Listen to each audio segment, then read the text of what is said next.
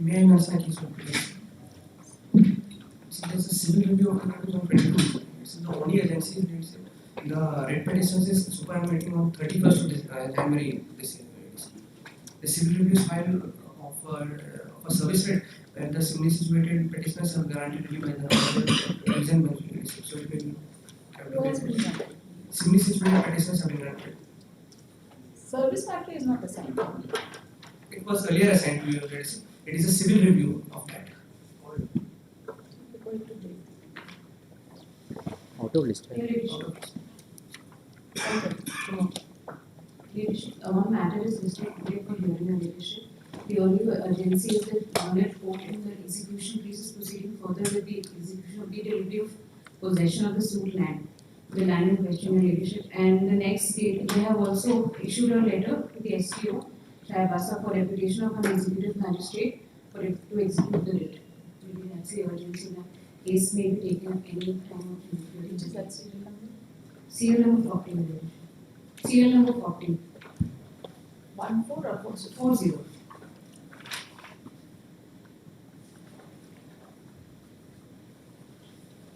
Hearing. Hearing. First list.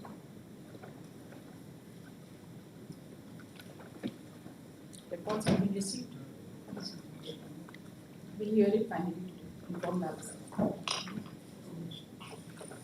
Inform Navas and call it. Time.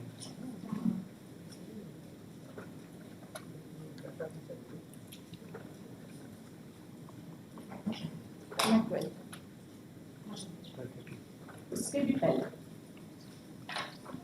12:30 come at 12 o'clock. We'll see what is the situation for that. From date is case item 3, second appeal 64 of 1995.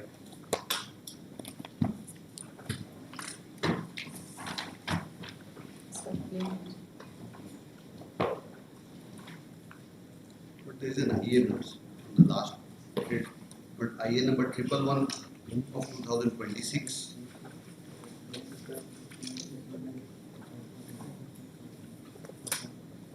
But I am the defendant in this suit. The plaintiff filed a suit for partition. That partition suit was not dismissed. In appeal, the same was allowed. You are the appellant? I am the appellant, defendant, respondent, appellant. The suit was dismissed. So, suit was dismissed. Yes, suit was dismissed. Thereafter, note appeal preferred by the plaintiff was allowed.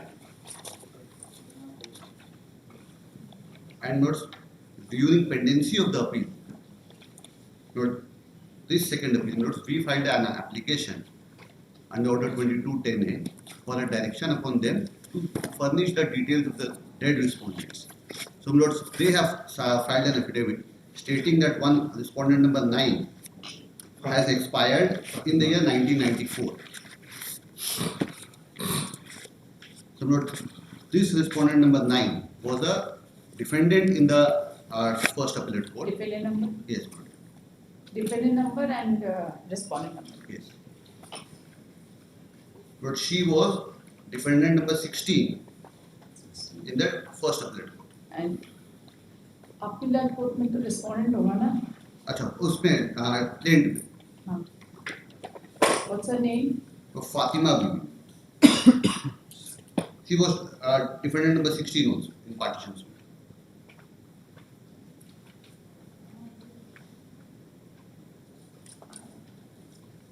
She expired during the pendency of first appeal. First appeal. And notes, therefore, we have filed an application that since the decree has been passed against a dead person, and in this IM What was notes, the share allocated to you? sorry, What was the share allocated to you? It's a partition. it is a partition suit. What was the share allocated to her? The plain pages.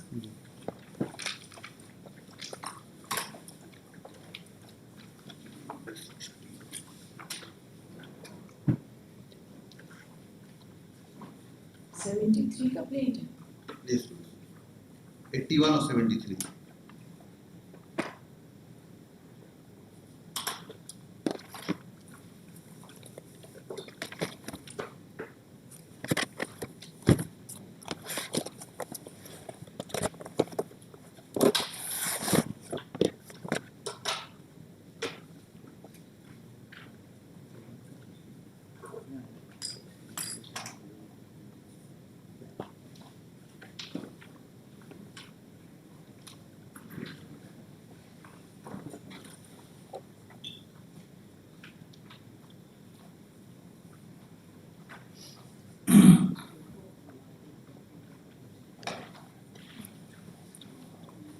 Lord, in this IA, if your Lordship will see, Lord,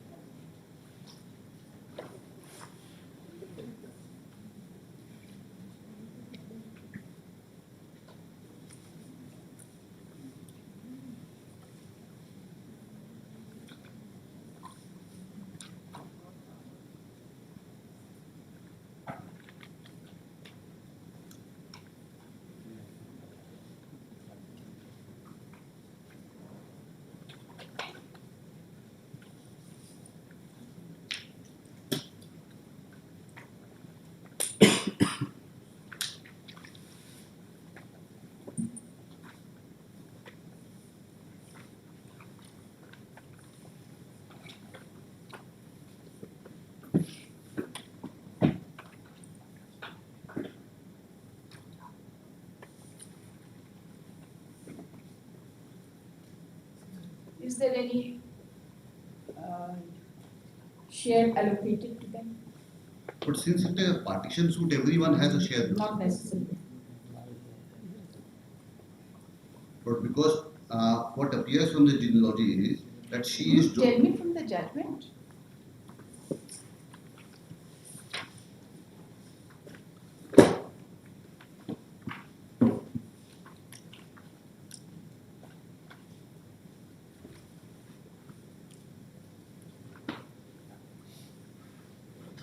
The suit was dismissed. The suit was dismissed. What about the appellate court? Appellate court का judgment.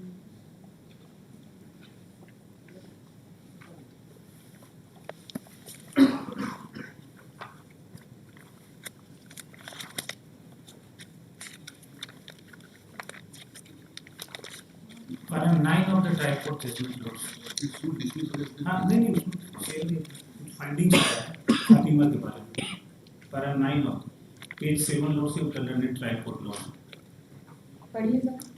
The defendant number 15 and 16 have supported the case of the plaintiff by filing their joint written statement. It may be mentioned here that the suit was previously disposed of in contest by this court by judgment and order dated 24/4/1978. The plaintiff had preferred the appeal and defendant number 16, the Fatima Bibi, filed a petition before the Honorable Appellate Court to the effect that as a matter of fact she claims her share in the suit land as being one of the daughter of S.K. Maharali, and she had further alleged that she did not ever appear before the trial court. Therefore, it appears that plaintiff managed to get to forge written statement filed on her behalf.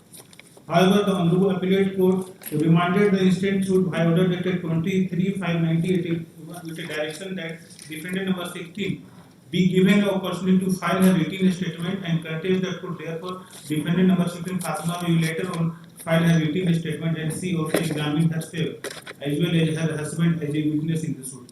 According to her name, her father was Maharali and her brother was Amir Hussain. She has further stand on the solemn affirmation that the Amir Hussain was her maternal brother. She has also stated that she did not make any oral gift to Amir Hussain in respect to her share in the suit land. And ultimately, what happened? Suit was dismissed. What happened in the appellate court? Appellate court.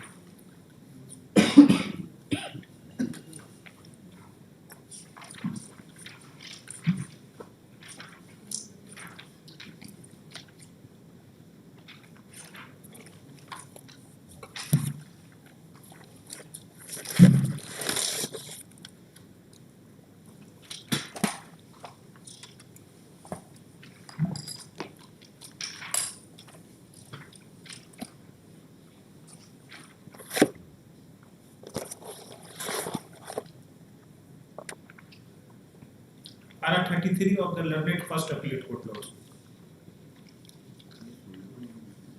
हाँ सुन ला Para 33. Moreover, the Fatima Bibi, defendant number 16, has Just a minute. page 51 notes. Para 30. Para 33 notes. Just Internal page 51. Memo of appeal तो पूरी तरह से फट चुका है तो इसके रिकॉर्ड से आधा पर पेज में सब स्थिति बहुत खराब है रिकॉर्ड का. Moreover? Para 30. Moreover, the Fatima Bibi, that is defendant number 16, has claimed her share and denied that Oral Hiba has deposed as DW14 and her husband has deposed as DW13 and has stated that she has not made by Hiba for property of her father in favor of the Amir Hussain. Hence, she is entitled for her share in the property, and plaintiff have also considered during the argument for the share of Fatima Bibi. However, the other sisters of the Amir Hussain have not come forward to claim. Hence, Fatima Bibi is entitled to her share. Now, the question for consideration is that what are the extent of the share of the plaintiff and defendant number 1 to 13 and defendant number The 16. plaintiff had also conceded Conceded. provide us her share. Yes. Then Now it has been pleaded in the pleading of the plaintiff number 1 and 4 to 6 have relinquished their respective share in favor of the plaintiff number 2, and plaintiff number 2 is meeting 2/3 expenses while the plaintiff number 3 is meeting 1/3 expenses, and plaintiff number 7 is the mother. So on her behalf, plaintiff number 2 and 3 are incurring expenses and share of the plaintiff number 2 and 3. After deducting the legitimate share of the plaintiff number 2 would be 2/3 and 1/3 respectively. Plaintiff number 1 to 7 are the heirs of the Amir Hussain, but Fatima is also claiming her share. Hence, since the Amir Hussain along with 3 sisters inherited the property from the Maher Ali and Ganpat, which has been held to the extent of 1/2 share. Hence, out of that share, if there is a division between the Amir Hussain and his 3 sisters, division according to Muslim law, it will be 1/5 share each to 3 sisters and 2/5 share to the Amir Hussain. Hence, the Fatima being entitled 1/10 share of the total property.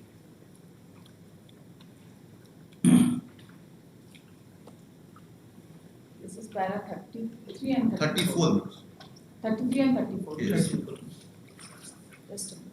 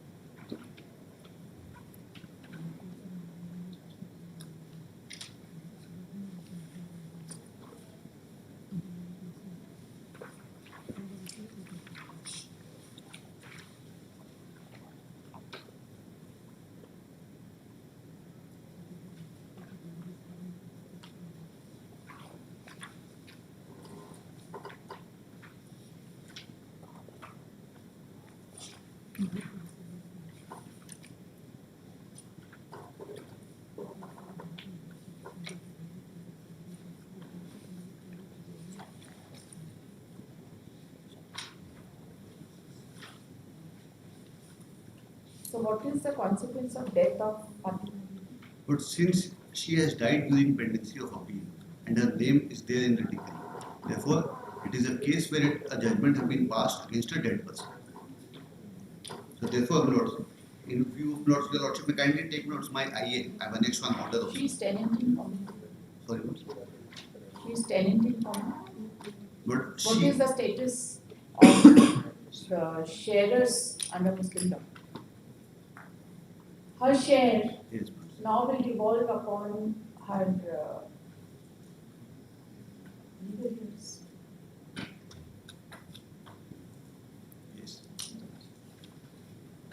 her share will now devolve upon her legal heirs. Legal, yes. So what is the consequence? Does the suit abate as a whole or it abates only against her? But the suit, here, Lord, I would submit आपको that क्या बोलना है इसमें? Lord, the suit will affect only the Fatima people, Lord, because The this is extent the of 1/5 share. 1/10 share, Lord. 1/10. 1/10 share, Lord. And for the remaining they will Remaining get is still exists, Lord. Lord, is my humble submission to you. Lord, your Lordship will first, Lord, see 2005-6 SCC 1 paragraph for me. And you are the plaintiff. So I am the plaintiff. I am the defendant. Okay, yes. Lord, paragraph 6, I have marked that, Lord. Because, Lord, our own High Court have relied upon this judgment and have passed, Lord, several orders. That is one of the That is orders. one thing. Sorry. Several orders must have been passed. Yes. But the point is to be decided as to whether it will abate as a whole or it will abate only qua that if there are multiple decrees. Yes. Right? There is multiple decree because the property is tenant in common. Everybody is getting their own share with respect to the property. Right? Then under such circumstances there are multiple decrees. Although each one of them might have joined together to defend the suit or contest the suit or in whatever manner they wanted to, but the share of the lady is earmarked. And you see, Yes.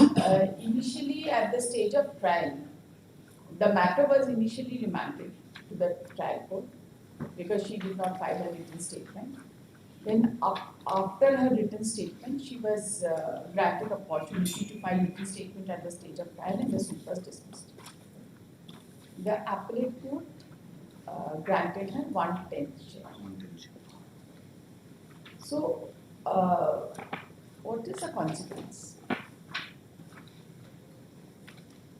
It is not a co-pastory property. But on that note, I must say, Lord, I have to search out. But so far as Lord, because we were on a simple point that since It is not so simple. I have read so many judgments of Yes. Supreme Court. So Lord, your Lordship One will, liner नहीं है ये. your Lordship will also Abatement see, is not one liner. no, yes. Lord, your Lordship will also see Lord this judgment, para 16 to 22. आप अपना judgment place करिए. कौन सा judgment आप place करना चाहते हैं? I'm sorry, Lord. You wanted to place this 2005 Yes, 6. 2005 para 6, Lord. Let us see what was the fact. We can't see a judgment without the facts.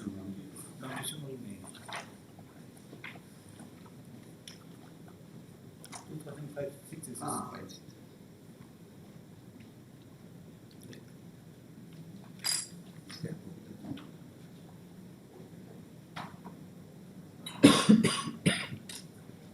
Just place the facts.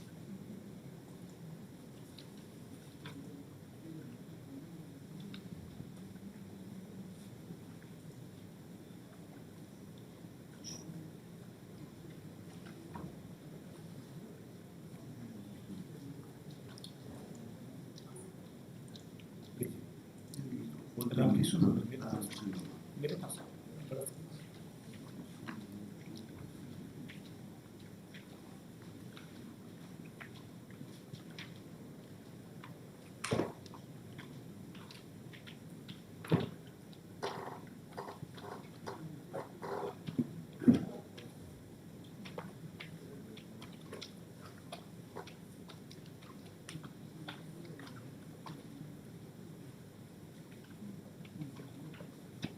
And you as a co-defendant, Yes. did you challenge a share to the extent of one? But I am challenging not the decree. Lord, your Lordship will see not this from this angle also.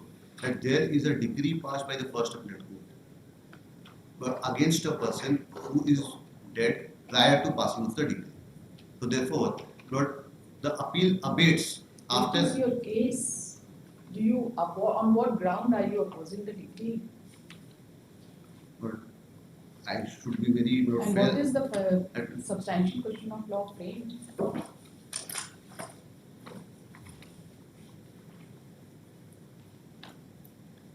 Order number 5. What is the question? Order number 5, whether the decree of the partition can be granted without first of all the ascertaining the shares of the respective parties, whether only one inter-se purchase and sales would infer the partition among the co-sharers by means and bonds. These are two substantial questions.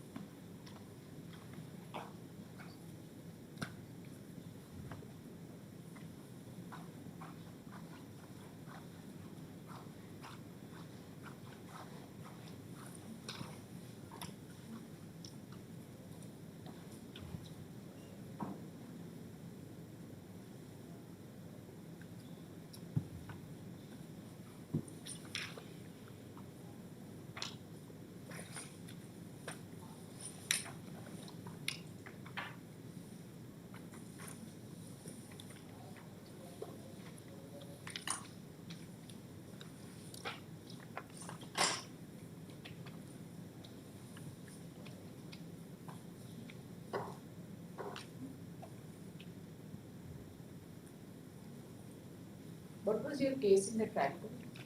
You are for defending numbers? But I am for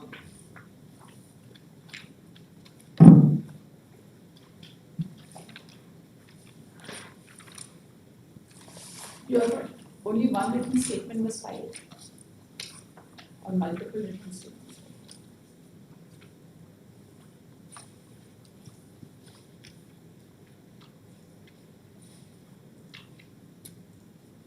no, 1 to 14 notes are filed joint written statement. What was their stand?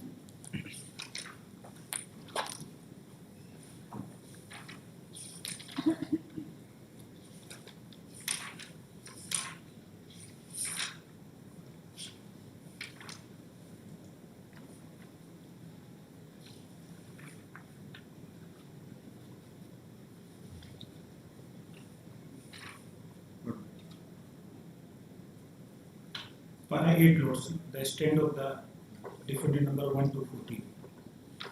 8 of them? Para 8 of the learned first First amendment court judge.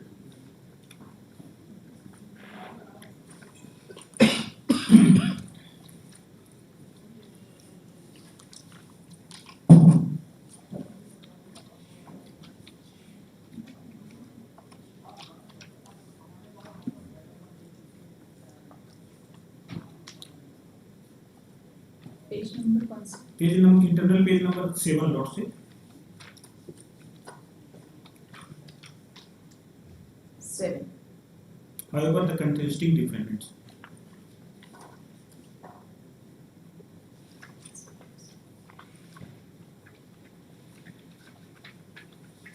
Internal case 7.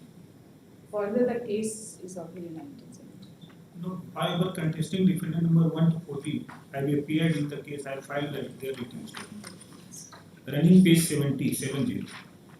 And internal page 4 of the first amendment court judge. Para 8 na? Apparent. Yes, please. Yes.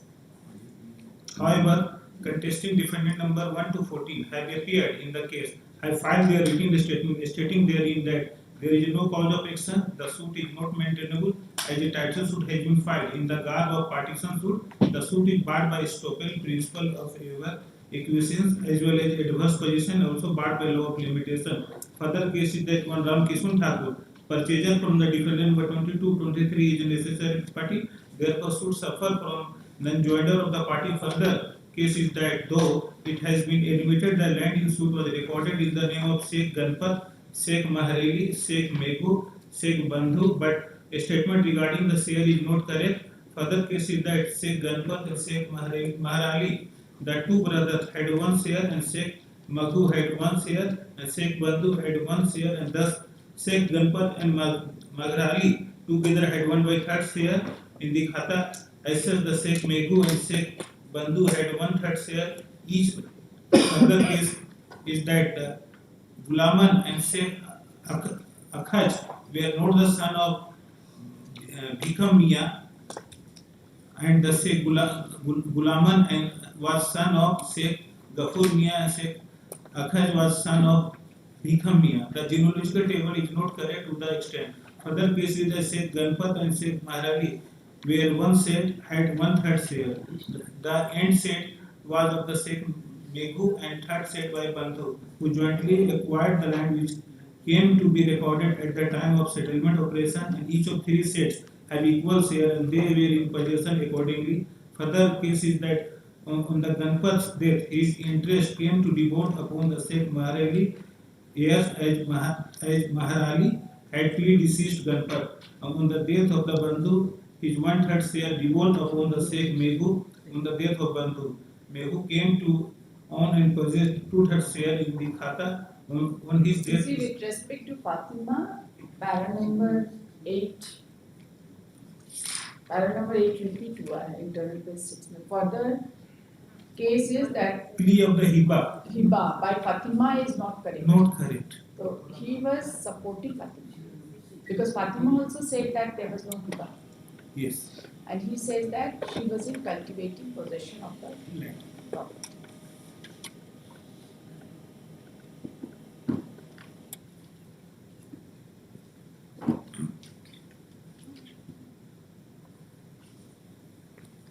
क्या बोलना है आपको? But we kindly see that. But let us see the facts first.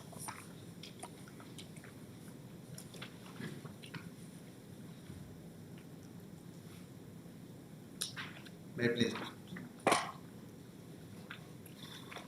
But this appeal is filed by the legal representative of defendant number 2 to 4 against the final judgment and order dated 18/5/2012 passed by High Court of Punjab in 2007 at Chandigarh in civil regular second appeal number itna, whereby High Court allowed the plaintiff's appeal and set aside the concurrent finding of trial court in the first appeal court and declared the plaintiff's suit for specific performance of contract against defendant in relation to the suit land. The facts of the case lie in a narrow compass, so as the controversy involved in this appeal. However, only relevant facts to appreciate the question involved are mentioned in. One Surat Singh was the original owner of the suit land bearing Khesa number so and so, referred to as suit land. On Itna, Surat Singh entered into a contract to sell the suit land to one Gurbachan Kaur for rupees 10,000 per kila. In terms of the contract, the sale of the suit land was to be executed in favor of Gurbachan Singh on or before 28/1/75. On 3/9/74, the Surat Singh sold the suit land to Joginder Singh, Mahal Singh and Gurnaam Singh. This led to filing of civil suit by Gurbachan Singh against Surjan Singh and subsequent purchaser namely Joginder Singh, Mahal Singh and Gurnaam Singh. The suit was for specific performance of contract filed by Gurbachan Singh against the aforementioned 4 defendants in relation to the suit land. The defendant contested the suit. Parties went to trial. By judgment dated in the trial court dismissed the suit. So, insofar as it is pertinent to grant relief for specific performance of contract, in this way the suit was partly decreed. Now we can skip these. Yes. Kindly take paragraph 10 onwards. Para 10. Yes, we have seen Yes. that during the pendency Yes, of during this pendency of second appeal notes, the plaintiff, appellant, and defendant also died. Now, Your Lordship may kindly see note whether question has been posed, paragraph 14. The short question which arises for consideration in this appeal is whether the impugned order allowing the plaintiff's second appeal is legally sustainable in law. In other words, the question is whether the High Court has jurisdiction to decide the second appeal when the appellant and respondent number 2 have expired during pendency of the appeal and the legal representative was not brought on record. But I have perhaps marked that also. Yes. In a leading case in the court of this court in Kiran Singh versus so and so, the learned judge, speaking for the bench and his distinctive style of writing, laid down the following principles of law being fundamental in nature. The question, now Lord, I am skipping the black portion. The question therefore is whether the impugned judgment and order is nullity because it was passed by the High Court in favor of and also against a dead person. In our considered opinion, it is a nullity. The reasons are not far to seek. Now, Lord, it is not in dispute that the appellant and the respondent have expired during pendency of the second appeal. It is also not in dispute that no steps were taken by any of the legal representatives representing the dead person on whom the right to sue has devolved to file an application under Order 22, Rule 3 or 4 of CPC for bringing the names on record in place of the dead person to enable them to continue the case. The law on this point is well settled. On death of a party to the appeal, if no application is made by a party concerned to the appeal or by legal representative of a deceased on whom the right to sue has devolved for substitution of their name in place of the deceased party within 90 days from the date of death of the party, such appeal abates automatically on expiry of 90 days from the date of the death of the party.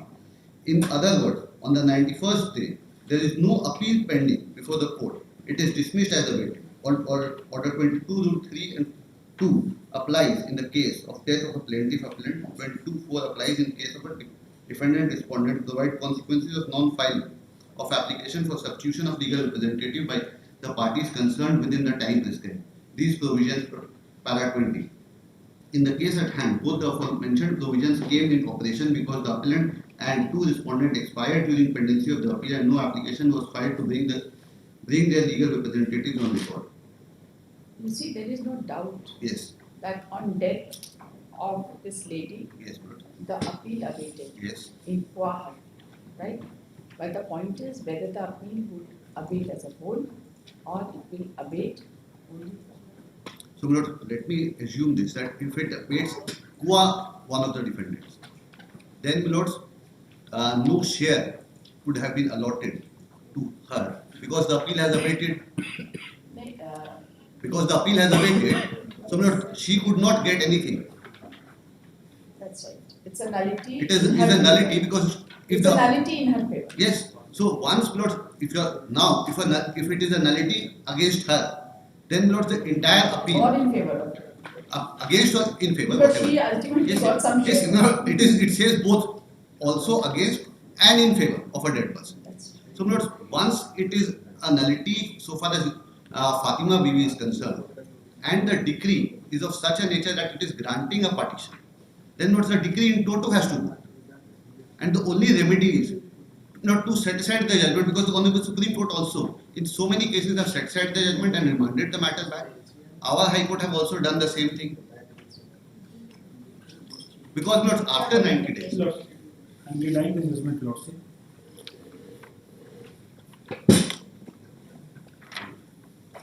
(2005) 11 SSC, page 582. I'm reading the plus item, Lordship. Yes. Suit on account of death of one of the parties. This is the partition suit, Lordship. The appeal could not abate it in its entirely legal representative. This is respondent number 2, 5 and 22 permitted to be brought on the record. The appeal therefore allowed. The impeachment High Court set a latest patent appeal remanded to the High Court of the hearing. This is afresh on the merit. Division bench of High Court also examining the question of mentality of better appeal. This analogy also applied of thing. See, the point is, ये ना आपका LPSC सब नहीं चलेगा, right? But in this case also there is a partition suit, Lordship. Only partition suit. Firstly, what is the nature of decree? What is the nature of relief granted? The fact remains that Fatima Bibi was given a share in the property while she was already dead. Correct.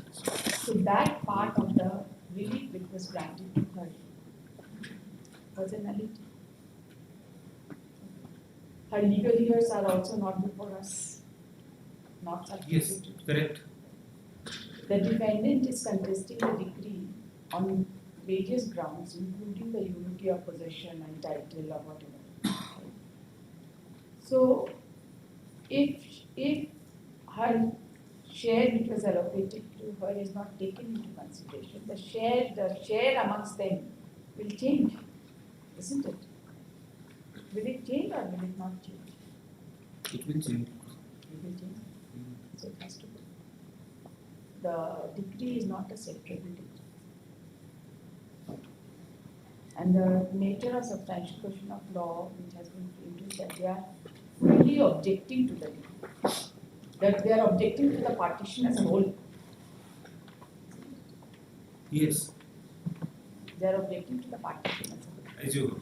So therefore, under such circumstances, there is a decree in favor of Fatima who was not substituted. And they were the dependents in the appeal. It is not their fault. It is not a case where it is their fault and they are taking it. This will not survive. One second. Earlier it was remanded, फिर one second also remanded. क्या करिएगा? तो गलती तो आपका है, आप अपलेट थे। आप अपना आपके रिलेटिव में कोई ऐसा कोई स्ट्रेंजर भी नहीं है कि आप बोल सकते हैं कि आपको कुछ नहीं कुछ पता पता नहीं नहीं। है। ऐसा Correct. तो नहीं। Yes, absolutely correct. डेट हम फिक्स कर देंगे यहाँ से। हाँ, डेट फिक्स कर देंगे बेस्ट लेकिन होगा। उनका भी डेट फिक्स कर देंगे for appearance. And time may be framed to the time कैसे फ्रेम learned करेंगे? first appeal. अभी तो वो कौन उनके लीगल ईयर हैं, अभी आपको सब्स्टिट्यूट करना, आपने तो यहाँ नहीं, हम तो दे दिए लीगल ये उनका कौन है सो हाँ अपना पिटीशन में इनको दिए थे। नहीं तो आपको तो फाइल करना पड़ेगा ना। हम तो फाइल करेंगे ये बात। हाँ तो आप अपना करिए। हम अपना फाइल करेंगे, ठीक, हम वहाँ फाइल करेंगे। तो the appeal would be by as a Yes, but appeal would be right.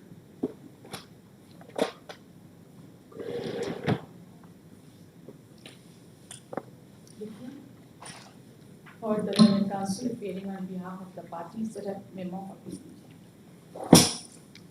ये इधर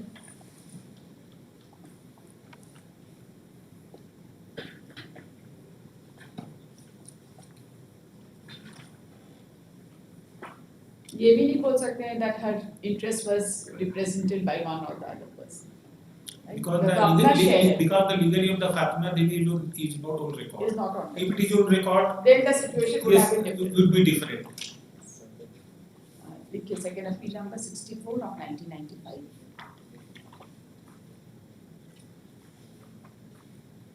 This appeal has been filed against the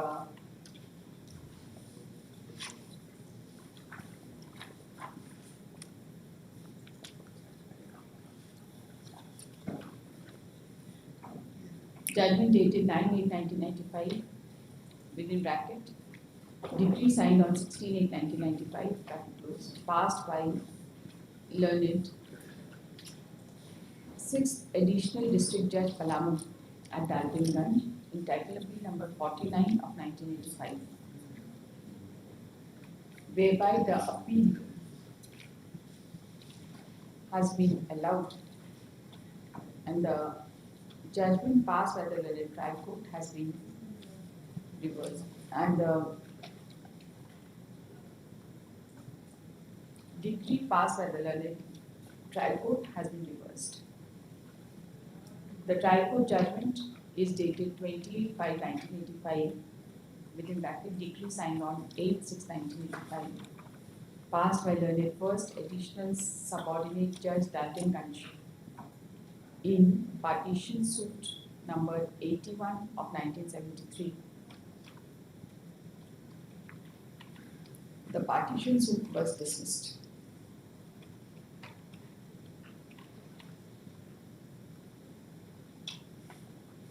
The second appeal filed on behalf of the contesting defendant number,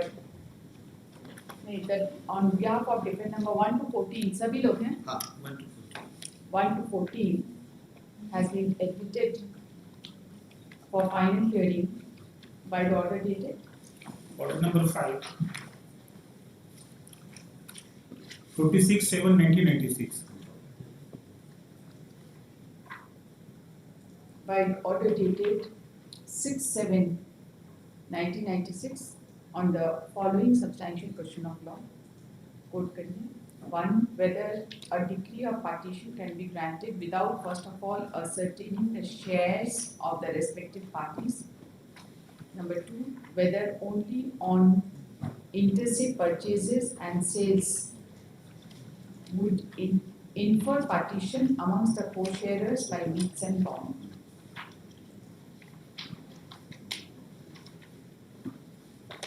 This is referable to previous partition. Substantial question of number 2.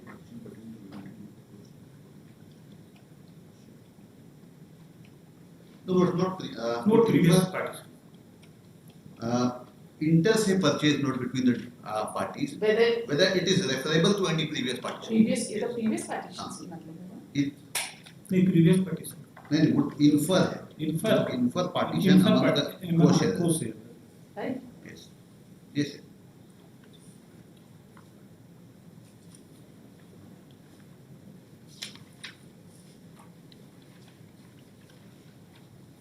the learned counsel for the appellant has submitted that the defendant number 16, namely Fatima Bibi. Fatima Bibi, who was admittedly a daughter in the family,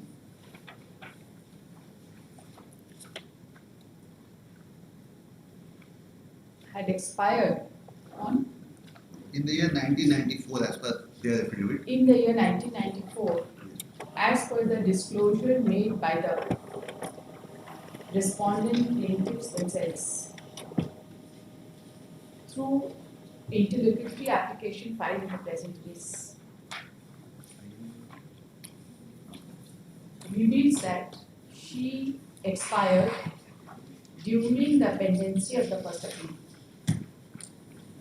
We have submitted that the title suit was dismissed and a share was allocated to her by the first appellate court, although she had expired prior to the judgment. The learned counsel submits that the judgment passed is a nullity inasmuch as a relief has been granted in favor of a dead person. He has also submitted that since the judgment is a nullity, the appeal cannot proceed. Rather, the second appeal itself was not maintainable. He has also submitted that had this fact been brought to the notice of being admitted by this court. Right? Yes. As the same was not maintained. He submits that the impugned judgment being a nullity, the second appeal itself is not maintainable. The learned counsel has also submitted that otherwise also considering the nature of substantial question of law framed in this case, the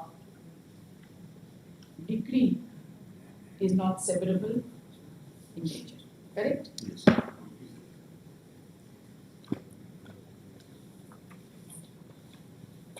He has also submitted that the legal years of defendant number 16 are also not brought on record, are also not on record to say that her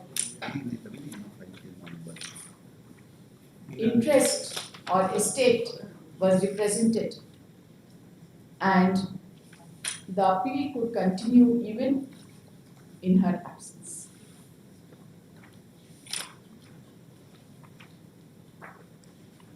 The learned counsel for the respondent, though has opposed the prayer, but has not disputed the fact that the title suit was dismissed. The partition suit was dismissed and the first appellate court has granted a share to the defendant number 16, though she had expired during the pendency of the first appeal. The learned counsel for the respondent has not been able to show that the judgment passed by the learned first appellate court would not be a nullity inasmuch as the decree passed in favor of the deceased defendant number 16 was otherwise severable or she was otherwise represented in the suit through her legal years of success at any stage.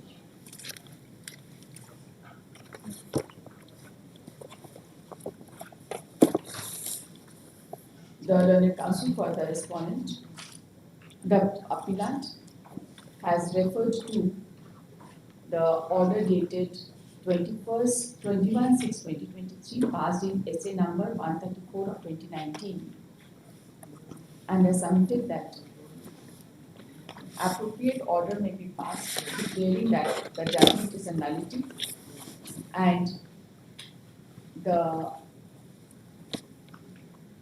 liberty be reserved with the appellants. अब तो किसके पास liberty जाएगा? मेरे पास उनके पास है। Liberty be तो plaintiff will reserved, not- plaintiff respondents. reserved with the plaintiff respondents to approach the learned first appellate court to take appropriate steps as per law. After hearing the learned counsel for the parties and considering the aforesaid admitted fact that the defendant number 16, to whom a share in the property was allocated by the learned first appellate court, had expired during the pendency of the appeal, but she was not substituted. It is also admitted that her legal heirs and successors, her estate was otherwise not represented by any of her legal heirs and successors before the learned first appellate court, or even before the learned trial.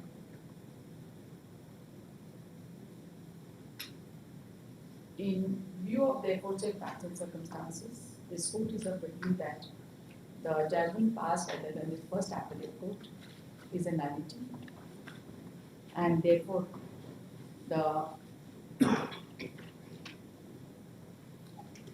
second appeal itself was not maintainable. Consequently, there is no occasion to decide the substantial question of law as framed by this court by order dated 6/7/1996. Accordingly, this second appeal is मेरे में order dated है 26/7/1996. 26/7 कर दीजिए। 26/7 मैं तो लिखी है 26 नहीं 26 26 And accordingly, this second appeal is dismissed for the aforesaid reasons. However, the liberty is reserved with the plaintiff respondents. plaintiff respondents to approach the learned first appellate court for impleading the legal representative of deceased defendant number 16. Defendant number 16 है, ठीक ठीक. Deceased defendant number 16. It is made clear that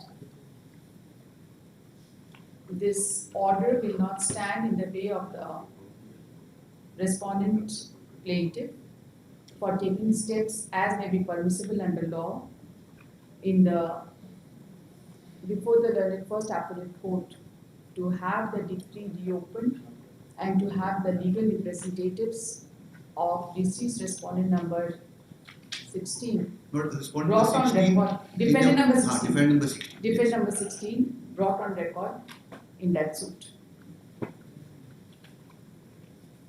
सिर्फ degree reopen हो. Decree ही reopen. और क्या है? उसके बाद डिग्री बन जाएगा तो हमारे पास लिबर्टी रहेगा कि हम सेकंड अपील फिर यहाँ फाइल करें. नहीं decree नहीं ऐसे तो But judgment and set side decree- होता है Judgment is set. Judgment set side होता है रामकिशन में वही हुआ Judgment and decree both. नहीं, the first appellate court shall pass appropriate judgment and decree as per law. आपको कोई टाइम दे, इनको कोई टाइम दे? टाइम दे दीजिए. बट बिकॉज सूट खुदाना है तो कोई टाइम Time, देना yes. कि हाँ इनको जो स्टेप्स लेना है वो दें Within a period of 2 months from today. ठीक. Right? But can we frame notes one thing? Your Lordship, my court notes one of the judgments of Supreme Court, so that it is for future also it is not made very clear. But 2017, I guess, is,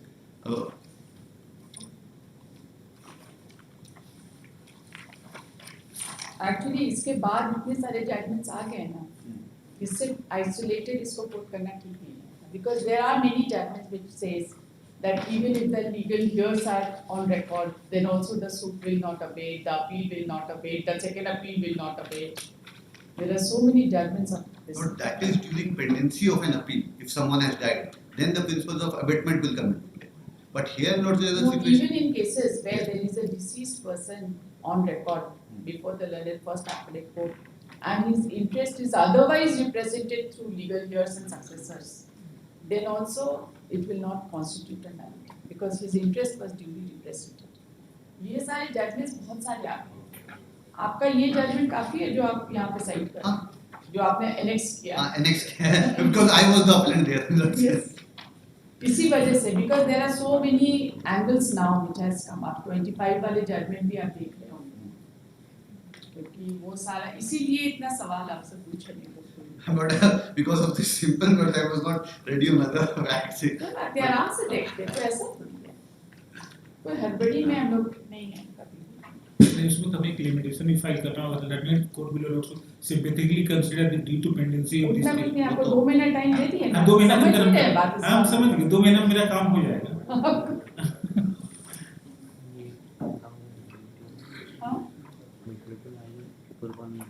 हाँ, आइए सब. No, since second appeal is not maintainable, I हाँ, am. आइए is allowed. No, I am infructuous कर दिया. नहीं, नहीं, आपका हाँ आइए मेरा है, का. हाँ मेरा है. और तो कोई आइए पेंडिंग नहीं. अदर तो नहीं मेरा है, और 22 रूल 10 But है. इनका infirmatory petition ये है, वो इसको infructuous भी डिस्पोज ऑफ कर दिया. Dispose of कर दिया. In view of the order passed by this honorable court. और कौन सा आइए है बताइए. 17149 and 16715. ये किसका सब्स्टिट्यूशन है? Sorry. Respondent number 9. वो को withdraw करना है. Because that was filed first. That I will withdraw. कौन? अरे वही तो नो. अच्छा फातिमा ही तो. ठीक ठीक. नहीं 9 भी है और ये 13 भी है. So that not since appeal is not maintainable, I will be permitted to withdraw that I. Okay. 13 अभी तो दिए. आइए नंबर 1 एक सेकंड. आइए number 17149 of 2025 seeking substitution of legal year of respondent number 9, namely Fatima Bibi within bracket, defendant number 16 Defendant number 16. bracket close, and respondent number 13. ये सारे लोग मर गए. सारे ही मर गए. यही इंफॉर्मेटरी पिटीशन फाइल किया. कितना लोग मरा.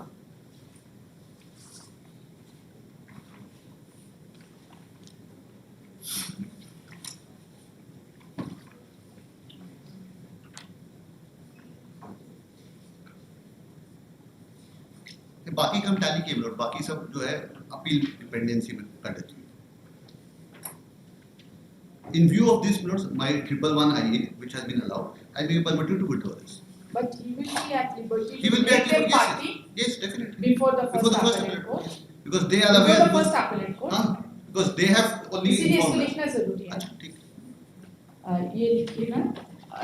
Respondent number 13 Fatima Bibi, respondent number 9 Fatima Bibi, respondent number 13 Prasad Nonia, respondent number 14 Chandrika Nonia, respondent number 15 Anwar Mia, respondent number 22 Dehiyan Mehto, respondent number 29 Raj Karan Mehto,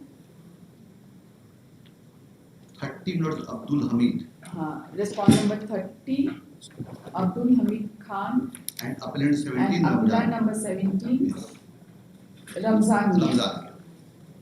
Who all have expired during the pendency of this appeal.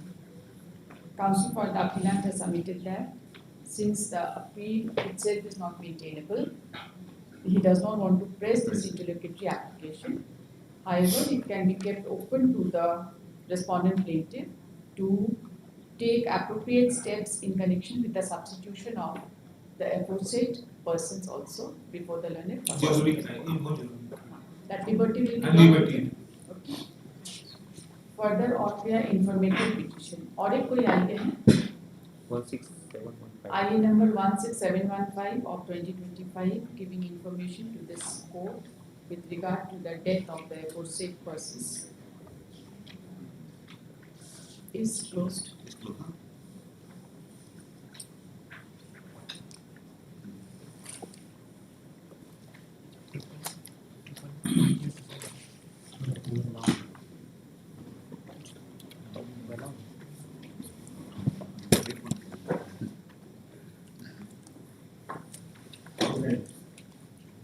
I get 111 maintenance duty. हाँ, एक अलावा हुआ, एक close हुआ, एक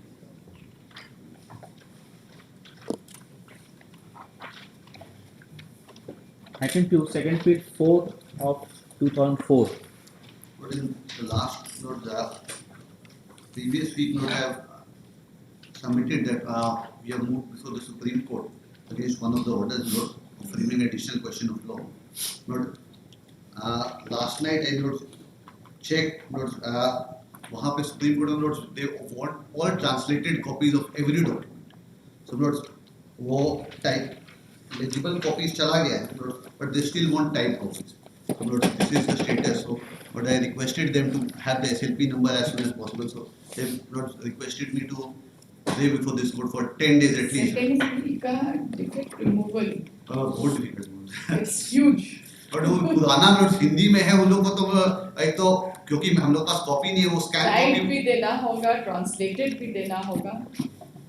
but सबसे difficult Quite a है job. पुराना केस है नोट्स इसमें जो हिंदी में लिखा हुआ है वो लोग वहाँ पे सब चीज को टाइप मानते हैं फिर ट्रांसलेटेड मानते हैं और उसमें नोट्स स्पेसिंग का भी बड़ा इशू है वो 1-2 स्पेस वाला आपको कल बताया था आपको मतलब जो करना है सब SLP करना नहीं है फाइल किया गया है. बहुत इसीलिए हम आपको लंबा डेट नहीं दे रहे. हम जानते हैं ये 2 साल तक डिफेक्ट रिमूव होने में नोट लेकिन वहाँ पे हम देखे तो सुप्रीम कोर्ट में पूछे तो बोले कि 90 डेज का ही time if you don't get a SLP number खाली फाइलिंग नंबर पे 90 डेज टाइम है अगर आप डिफेक्ट नहीं रिमूव करिएगा then automatically that will stand rejected this is perhaps the new system note क्योंकि उसमें हाँ उसमें लिखा हुआ नोट 90 डेज उसमें वो दिखाओ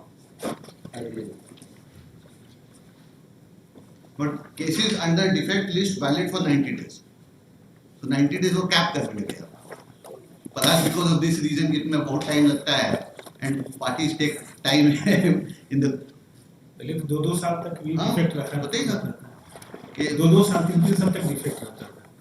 अब 90 डेज कर दिए आप कीजिए अदरवाइज हाँ अदरवाइज ये फाइलिंग है इन शॉर्ट क्वेश्चन में था इतना डॉक्यूमेंट लगाने का कोई काम. बट वहाँ पे तो हम उतने ही भेजे थे मतलब प्लेन डब्ल्यूएस और दोनों कोर्ट का जजमेंट क्योंकि अब हाँ. सेकंड अपील से राइज करा है एंड यहाँ पे मेरा जो आईए एप्लीकेशन था एंड ऑर्डर जिसमें कुछ अलाउ हुआ था कुछ रिजेक्ट हुआ था लेकिन उसके बाद भी वहाँ पे एओआर बोले कि नहीं यहाँ पे सब चीज फाइल करना सब चीज फाइल. हमको तो नोट ये तो स्कैन किया हुआ था all the documents also exhibits भी फाइल करना होता और है. ये तो स्कैन किया हुआ था इसीलिए नोट हम उसको उनको भेज पाए कि हाँ ये स्कैन किया हुआ है यहाँ से हम ले लिए थे पेन ड्राइव में तो उनको वो भेज पाए तो हमको तो नोट मिलते ही मेरे पास तो उनसे भेज नहीं पूरा वो तो स्कैन कॉपी हम पूरा उनको भेज दिए और जब पेन ड्राइव में निकाले तो बोले इसको कैसे करेंगे हम फिर तब बोले उनको नोट कि ये है ऑर्डर कब आप लोग कब एसएलपी फाइल किए हैं? But we have filed on 5th of January. 5th of January 2026.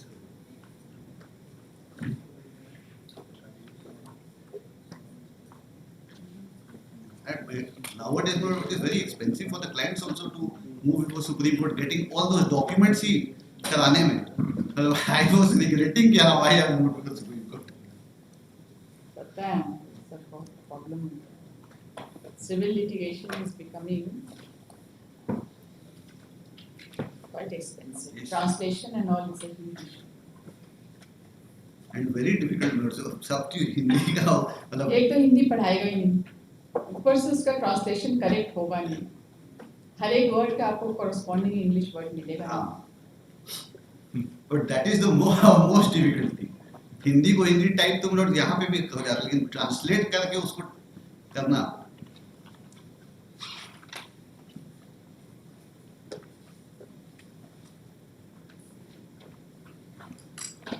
essay number 4 of 2004. The Learned Counsel for the Appealant has submitted that the defect in the SLP has not yet been cured.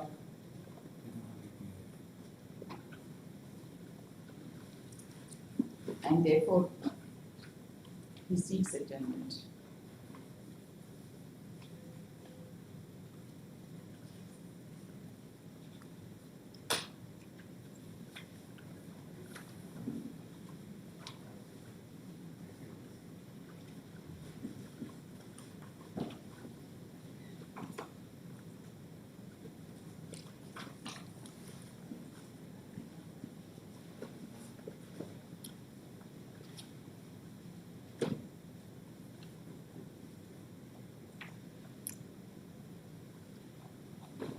Post on 17th February. 17. In previous case, Lord say, office may be directed to communicate the order of this honorable court. वो हमारे हर एक order में डालते हैं। And file के लिए भी बोल दिया है टाइम से ओरिजिनल फाइल भेजना होता है यहाँ पर first appellate files are received trial court और एप्लीकेट Yes. कोर्ट दोनों का ही रिकॉर्ड बन Yes. जाता है Entire record should be sent. entire record, Lord say. To the appellate court First appellate court. To the first appellate court. क्योंकि decree तो notes वही करना है court. ये ट्रायल कोर्ट का भी तो है ना तो और दोनों entire record चला जाएगा. entire record चला जाएगा first appellate court में.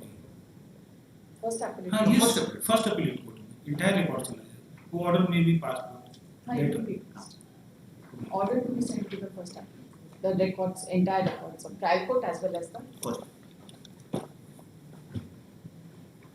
और अगर आपका litigant नहीं गया तो नहीं जाएगा. Contact में ही होगा. contact. हाँ. Item 4, second appeal 152 of 2002.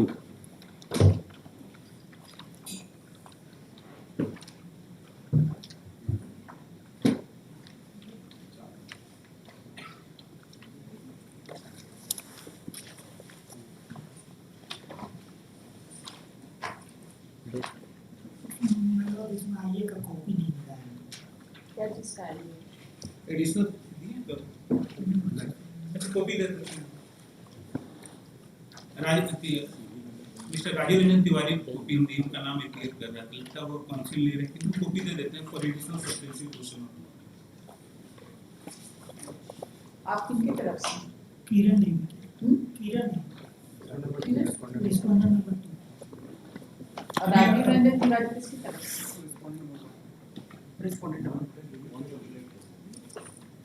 अभी तुरंत हम दे देते हैं.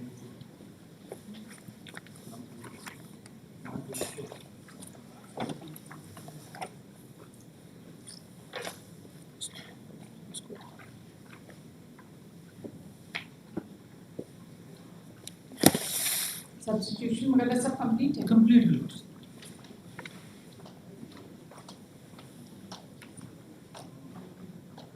क्या additional substantial lots question additional substantial question of law is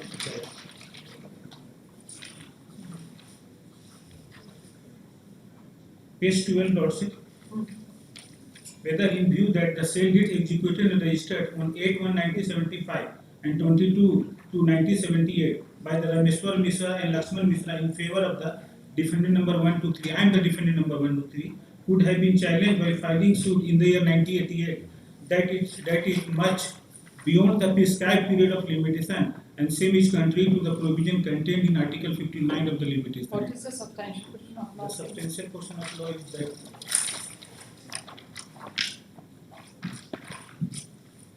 whether the judgment and decree of the lower appellate court is vitiated on account of non-consideration of gross objection, grounds and material placed before him on behalf of the respondent appellant, Bhim Karan Ram and others. Lord, the appellant is a defendant, Lordship.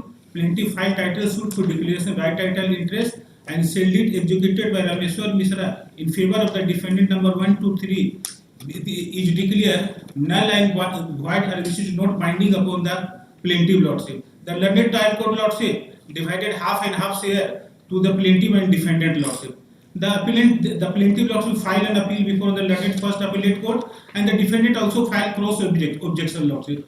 But the learned court below, the learned first appellate court, Lordship, did not register the cross objection, Lordship. And there is the specifically in before the learned trial court, the issue number is that whether the suit filed by the plaintiff is barred by the limitation or not, there is no findings, Lordship. The learned trial court held that since the issue was not pressed, therefore no order was passed so far as limitation is concerned. And section 3 will apply, Lordship, whether the defense was taken or not taken, Lordship. It is the duty of the learned trial court to pass the reason order, Lordship, so far as the limitation is concerned, Lordship. You also filed a cross objection. Which was not registered. There is a specific plea that suit is filed by the barred by limitation. It was not registered. There is You must have filed your written statement also. yes, I have stated in para 3. Suit is barred by the limitation. The sale deed executed in the year 75 and 78, and suit was filed in the year 1988. हाँ कितना time आपको चाहिए?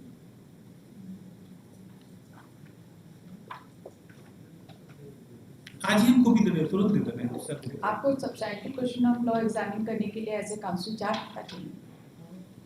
इसमें litigant से क्या आपको instruction नहीं चाहिए ना, तो आपको एग्जामिन करने में कितना टाइम चाहिएगा? 2002 का मैटर है सेकंड अपील, कितना टाइम चाहिए? 2 दिन। Second appeal number 152 of 2002। और कोई बचा नहीं है ना कॉपी मांगने के लिए? अगला डेट में कोई कॉपी मांगने वाला तो नहीं रहेगा यहाँ? और कौन कौन है, इसीलिए पूछ रहे हैं।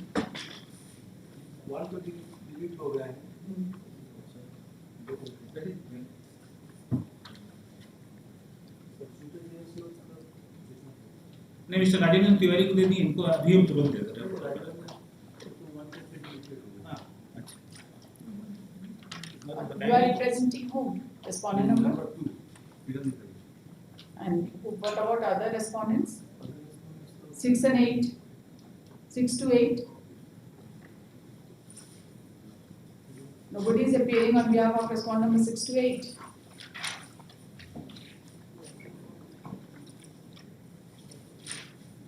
किसी का वकालतनामा है? सुदर्शन मिश्रा इनका एक review.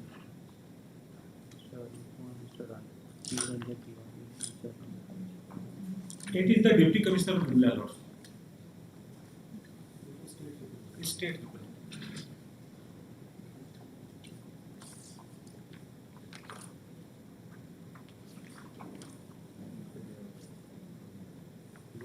If respondent number 5 has been substituted.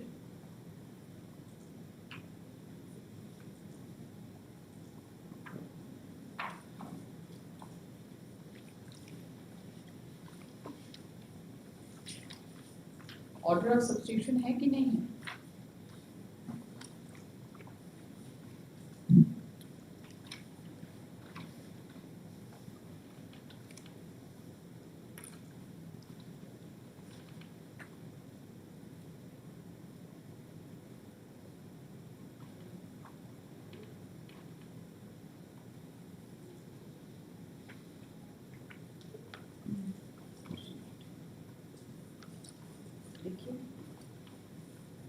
The learned counsel for the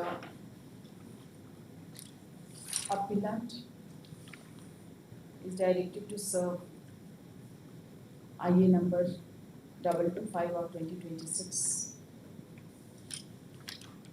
to the learned counsel for the respondent number 2 during the course of the day and file the receipt Yes. by tomorrow.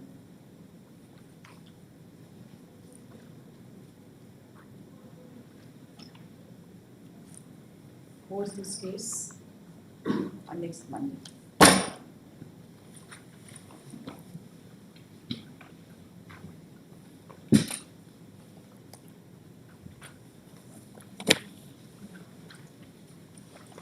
For final disclosure, item 5, second appeal 204 of 2007. This case was adjournment seen was the previous year given.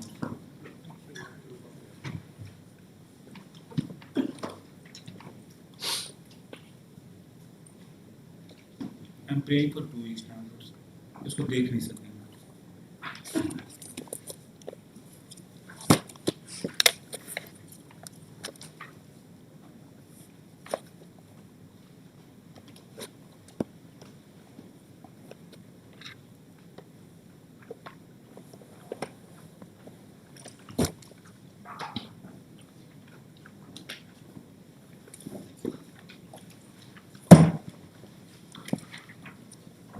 There is a judicial order that no further adjournment will be granted.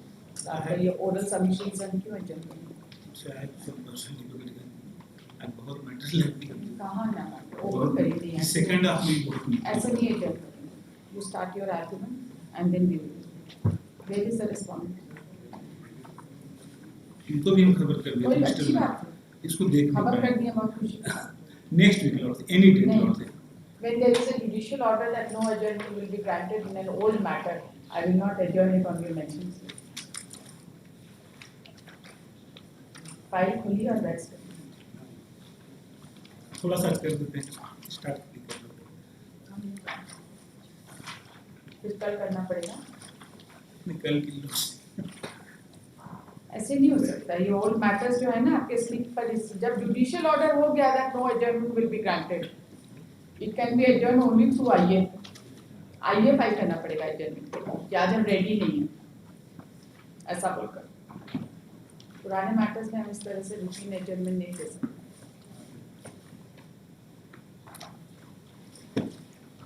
What is the substantial question of law framed? और अगर आप लोग को नहीं मन है second नहीं करने का, हम तो रोज तो कर फिर रहे हम हैं। अपना रीड शुरू करेंगे, फिर हमको क्या नहीं, जरूरत बंद पड़ा तो आपका नहीं। सेकंड खाली हमारा प्रेयर है वो नेक्स्ट वीक नहीं नेक्स्ट वीक हम पढ़ क्या दे रहे हैं ऑर्डर नंबर 4 लॉर्ड से the order number 4 order dated 16/4/2009 whether the finding recorded with court below without appreciating the additional evidence adduced at the appellate stage can be sustained in law, whether the finding on the issue of adoption in the absence of appellant is binding on the appellant who was not a party to the suit, lord say. appellant is not a party to the suit. No, the appellant was adopted by Harinarayan Shankar, lord say. He was the son of Badri Prasad, and Badri by virtue of registered adoption, lordship. The Badri Prasad died, lordship. Thereafter, file a substitution petition and may kindly see order passed by the learned first appellate court, lordship.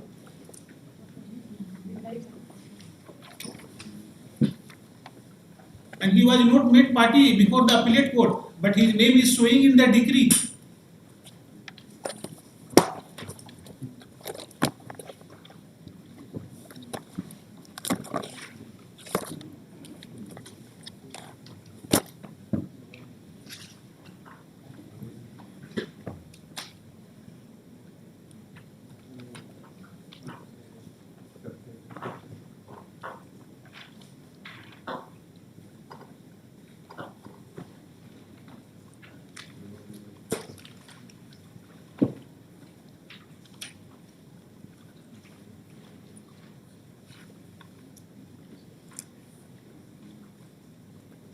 आपका तो substitution rejected था।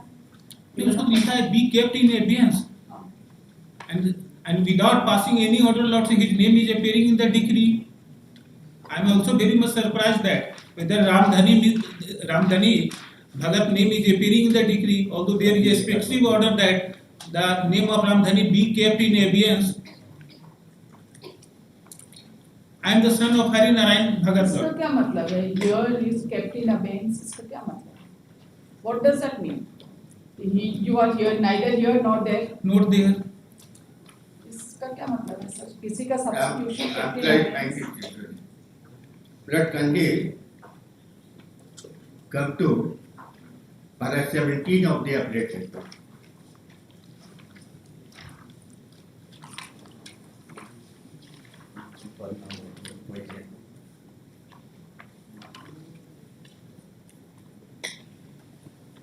Fifteen से देखा जा रहा है 15 पारा से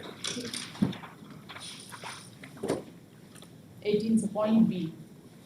पढ़ दो very it Para 15 madam, Your Lordship. Para 15. 15 From perusal of the document filed by the appellant plaintiffs, which have been marked exhibits, it appears that Ramdhani Bhagat again claimed to be adopted son of Harinarayan Bhagat and claimed the lands of Harinarayan Bhagat. After hearing the parties, the claim of Ramdhani Bhagat has rejected. The same has been confirmed up to the Court of Honorable Commissioner, SP Division, Dhaka.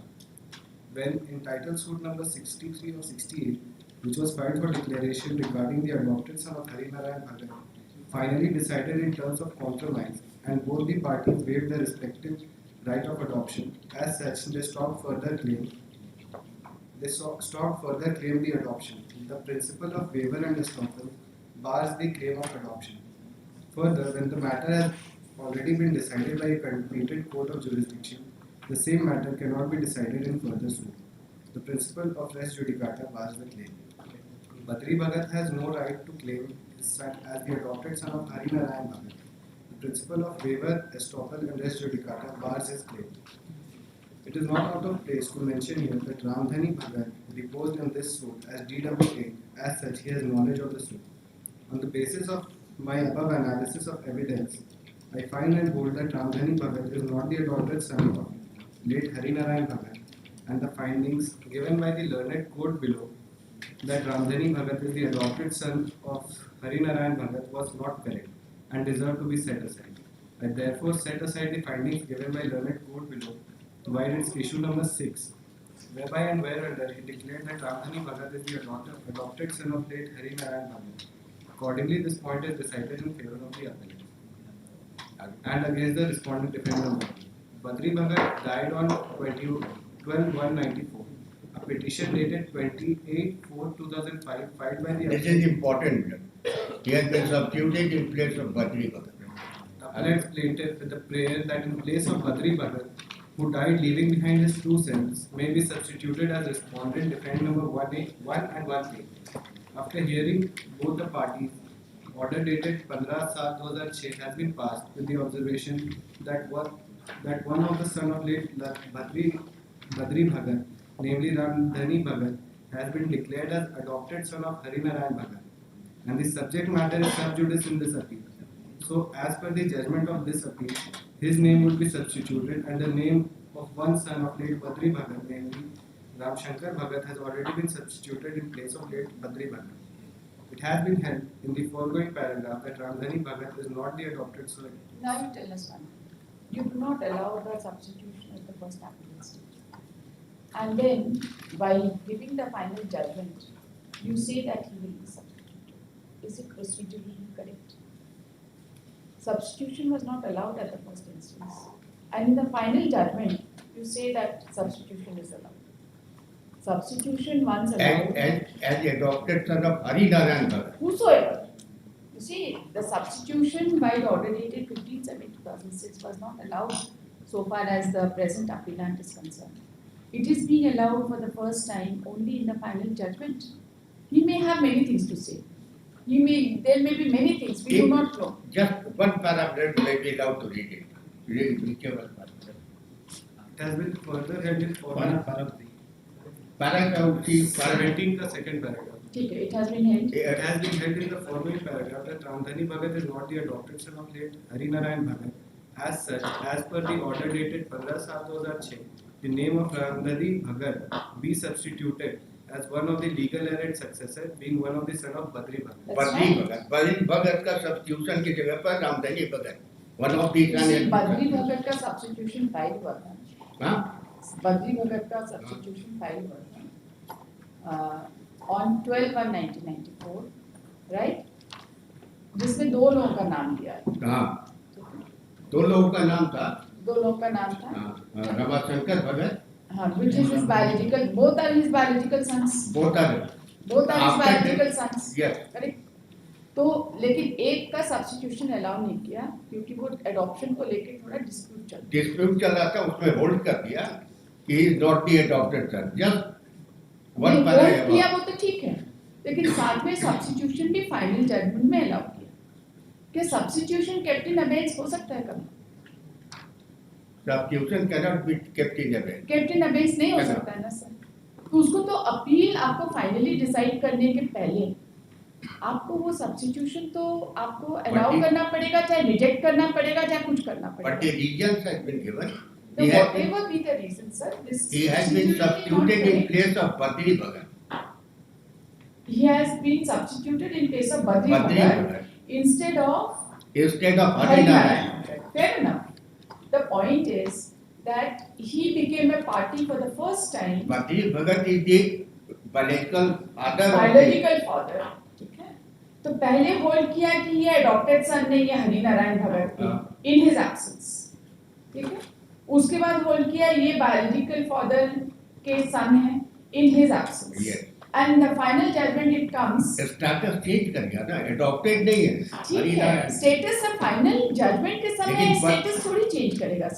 Badri Prasad के बदले बद्री भगत के बदले के बाद इतना बता दीजिए, किसी को भी जब हम पार्टी बनाते हैं उसको कुछ से है कि नहीं? से तो है. से है ना.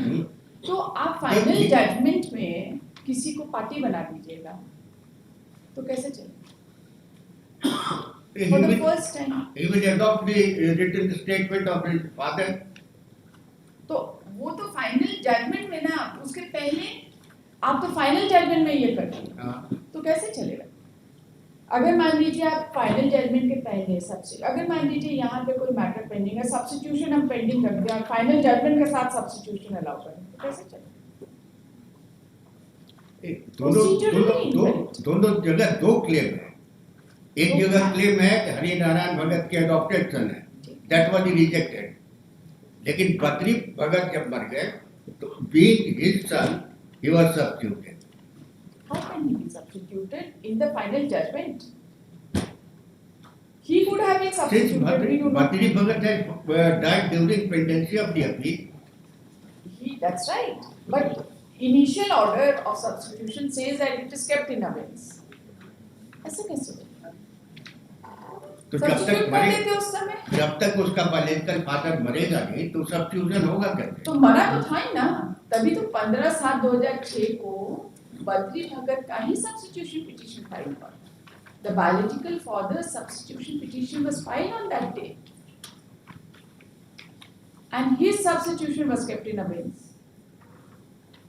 Kept in abeyance and he was considered, it was considered as the death of Bhatri Bhagat. No. अब एक बार Sir, Badri Bhagat died on 12/1/1994. His petition for substitution was filed, which was taken up on 15/7/2006. While disposing of the substitution, दो बेटा में से एक का substitution allow कर दिया, दूसरे का substitution kept in abeyance. क्या है कि उसका डिसीजन होना था कि हरि नारायण भगत के डॉक्टर सन है कि नहीं है। तो ये तो सर अलग से डिसीजन होना था ना कि फाइनल जजमेंट में ये डिसीजन हो जाए। ये सब्स्टिट्यूशन का कोई भी चीज सर, इट्स इम्पोर्टेंट एडजुडिकेशन। तो सब्स्टिट्यूशन का ये adjudication at the time of final judgment, तो ये तो सही बोल रहे हैं कि भाई हम तो अपील में अभी तक पार्टी नहीं बने हैं, for the first time party बने हैं by virtue of the judgment. तो ये एपेलेट कोर्ट का पार्टी नहीं बने, he was substituted। वो ये पार्टी बने ना, सब्स्टिट्यूशन होके क्या 1A 1B दोनों में 1C। अंतर है, सब्स्टिट्यूट हुए हैं अगर। हाँ ठीक है। तो As a substituted here, तो बद्री भगत का जो भी रिटन स्टेटमेंट जो भी केस होगा, he will adopt it। he will adopt। He has not filed any application कि I will file separate written वो तो statement तब other तक than my पार्टी नहीं बने father। ना, तब तक तो पार्टी नहीं बने, क्योंकि जजमेंट से ही पार्टी बने हैं। But he was already contesting the matter। He No, is he one of was the not। witness। He is one of the He may be witness। one of the witnesses, but unless the court permits him to be a party in the proceeding, he will remain as a witness only. He cannot become a party। Witness के against में कोई decree execute नहीं नहीं होता, होता party के against में decree होता है। एग्जीक्यूट। वो भले ही उसका Your सगा lordship is बेटा correct। हो चाहे सगा बाप हो चाहे कोई भी। Your lordship is correct, but he has not filed any application that I am not accepting the written statement filed by my father। कहाँ पे फाइल करेंगे? फाइनल जजमेंट ही हो गया, कब फाइल करेंगे? ठीक ये थोड़ा सा प्रॉब्लम है। नहीं, प्रॉब्लम तो थोड़ा सा टेक्निकल प्रॉब्लम। टेक्निकल प्रॉब्लम है, इसको लेकर थोड़ा टेक्निकल प्रॉब्लम है, तो ये कैसे चलेगा? अब प्रॉब्लम तो बता दीजिए। नहीं, उपाय टेक्निकल बताइए। प्रॉब्लम तो है। अब उपाय बताइए। उपाय भी आपको बताना पड़ेगा। अच्छा, इसमें एडिशनल एविडेंस कुछ आया? एडिशनल एविडेंस तो कंसीडर हुआ है, that has been considered in para 12/1। यही तो पॉइंट। लेकिन ये जो रामधनी भगत का है, रामधनी भगत वाज सब्स्टिट्यूटेड एज पार्टी, इसका कुछ सब्सटेंशियल क्वेश्चन नहीं। Whether the finding on the issue of adoption in absence of the appellant is binding? Yes, ये issue। issue. In absence of that. ये who was not a party to the suit है। है इसमें। This question will go in his favor।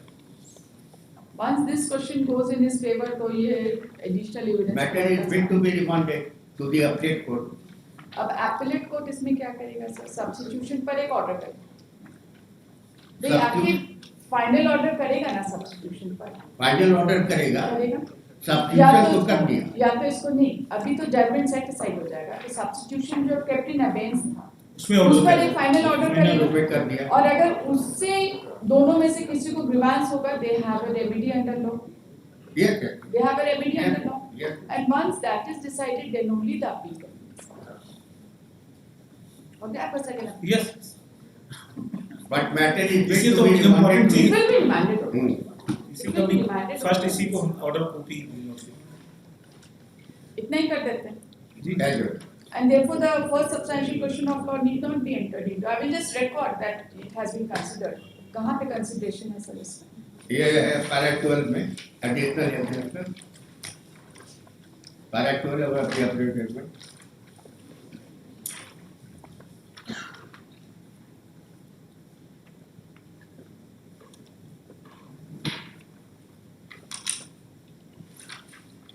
ये तो mark हुआ है sir, लेकिन इन Mark सब का हुआ है। कंसिडरेशन है.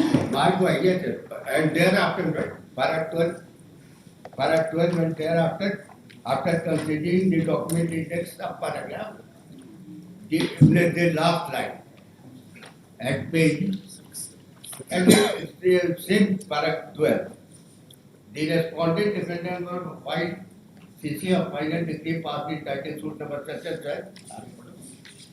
Defendant respondent number filed CC of order dated 10 July 1968, passed in so-and-so case by Honorable Commissioner Durga and marked exhibit. All those documents related with plans are described in Schedule D of the plan. 12. ये तो हुआ ना, ये तो procedural part हुआ. इसका consideration है कि नहीं एडिशनल एविडेंस? आगे Para 13. From perusal of Exhibit 1, it appears that Jagannath Bhagat, Jagannath Bhagat, all sons of Ram Narayan Bhagat, obtained Utpanama in respect of the lands of Harish Narayan Bhagat in the year 1945, for which Ramanath Bhagat, who is none but the son of the daughter of Hari Narayan Bhagat, filed revenue miscellaneous petition for evicting them from the land. The same was dismissed. Ramanath Bhagat filed appeal bearing revenue miscellaneous appeal number 150, 67 or 68 against the order before the additional deputy commissioner, Santhat Pargana Delhi. The said appeal is dismissed. Against the said dismissal order, Ramanan Bhagat preferred an appeal before the Honorable Commissioner, SP Division Dumka, bearing so-and-so case which has been allowed. Against this order, Jagannath Bhagat and others preferred CWJC number so-and-so, which has been dismissed against the respondent of 1, 2 and 3 and disposed of the same on the basis of family settlement. From perusal of Exhibit 11, certified copy of plate of title. That's it. यहाँ पे consider हुआ. This is the only document which was placed before the first appellate court. Or there was other documents also. Other documents है which is mentioned in para 12. para 12 में बहुत Para 12 में बहुत सारे documents. बहुत सारे स्टेटमेंट है. एक डॉक्यूमेंट हम फाइल किए आईए के रूप में. There was an order of this honorable court that Order 41 Rule 27 will be considered at the time of hearing. That is IA number 4516. उसमें क्या फाइल करती है? उसमें फाइल किए हैं कि लोग अपील फाइल किए थे, फिक्सेशन ऑफ रेंट के लिए डिसमिस हो गया है. इसका रिव्यू पेंडिंग है. नहीं, उसके बाद फिर कमिश्नर किया गया और कमिश्नर किया भी डिसमिस हो गया. हाँ, रिव्यू पेंडिंग है उसका. कमिश्नर किया भी इनका केस डिसमिस हो चुका है. तो उसका आईए का भी क्या ही मतलब? जब अगर मान लीजिए second substantial question of law को हम लोग आंसर करते हैं तो बाकी becomes redundant at this stage because the matter has to be remanded to the first appellate court and उसमें जो भी additional evidence होगा तब तक हो सकता है कि रिव्यू रिवीजन का है, review review that liberty may be given both the parties lordship to file a petition under order 47 on account of subsequent events. it is pure question of law. No one is going to bar any party. ठीक. It is to be considered in accordance with law. ठीक. but this So that will be procedural error is slightly that will be always available to the all the parties. Yes. ठीक है यही बोल के कर देते हैं. Yes. हम लोग टाइम मांगते हैं.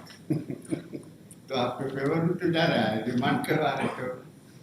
This appeal Time, is time, filed time. against the judgment dated 10/8/2007 within bracket decree signed on 22/8/2007 passed by the first additional judge Dumka entitled within bracket partition bracket close appeal number 4 of 2005 / FA number 14 of 1977 whereby the appeal was allowed. The trial court judgment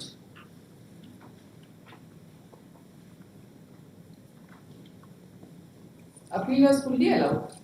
Yes.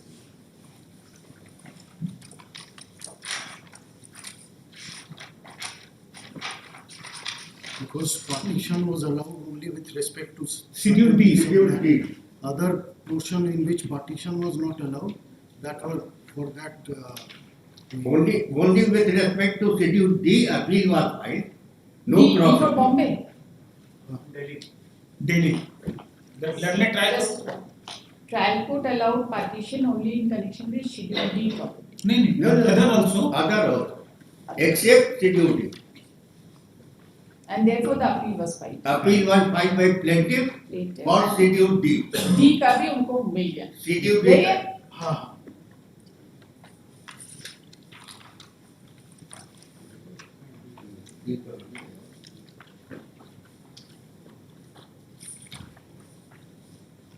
The title suit.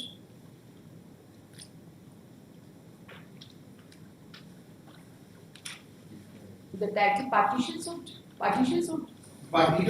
The title partition suit number 70 of 1974 was decided by judgment dated 26/11/1976 within bracket decree dated 26/11/1976 bracket please.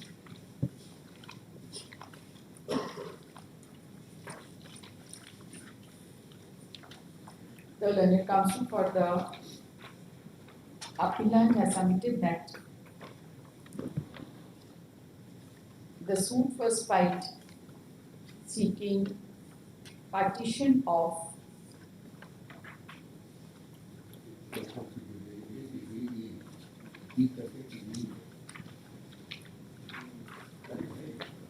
various schedules to the plaintiff, but partition was allowed only with respect to all the schedules except Schedule D of the property.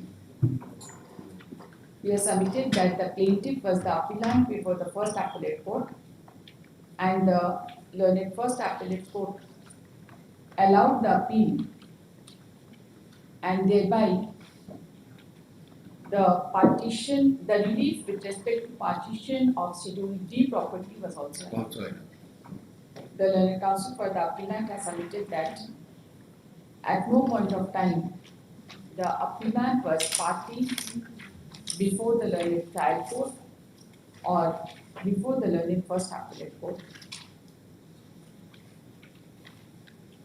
However, he became a party for the first time through the final judgment passed by the learned first appellate court. And in the decree, the name of the appellant is also appealed. एक line केवल उसमें add कर दिया after death of its original father बदली भगत. The learned counsel submits that the appellant is the biological son of Badri Bhagat, but was but at the same time he is the adopted son of Hari Narayan Bhagat. Alleged adopted. इनका submission तो यही है, As but he was the adopted son of Hari Narayan. Hari Narayan Bhagat. He submits that at the first appellate stage, a petition for substitution of Badri Bhagat, who is said to have expired on 12/1/1994, was filed, along with petition for condonation of delay and in filing the substitution. A prayer was made to substitute Badri Bhagat by his two sons, namely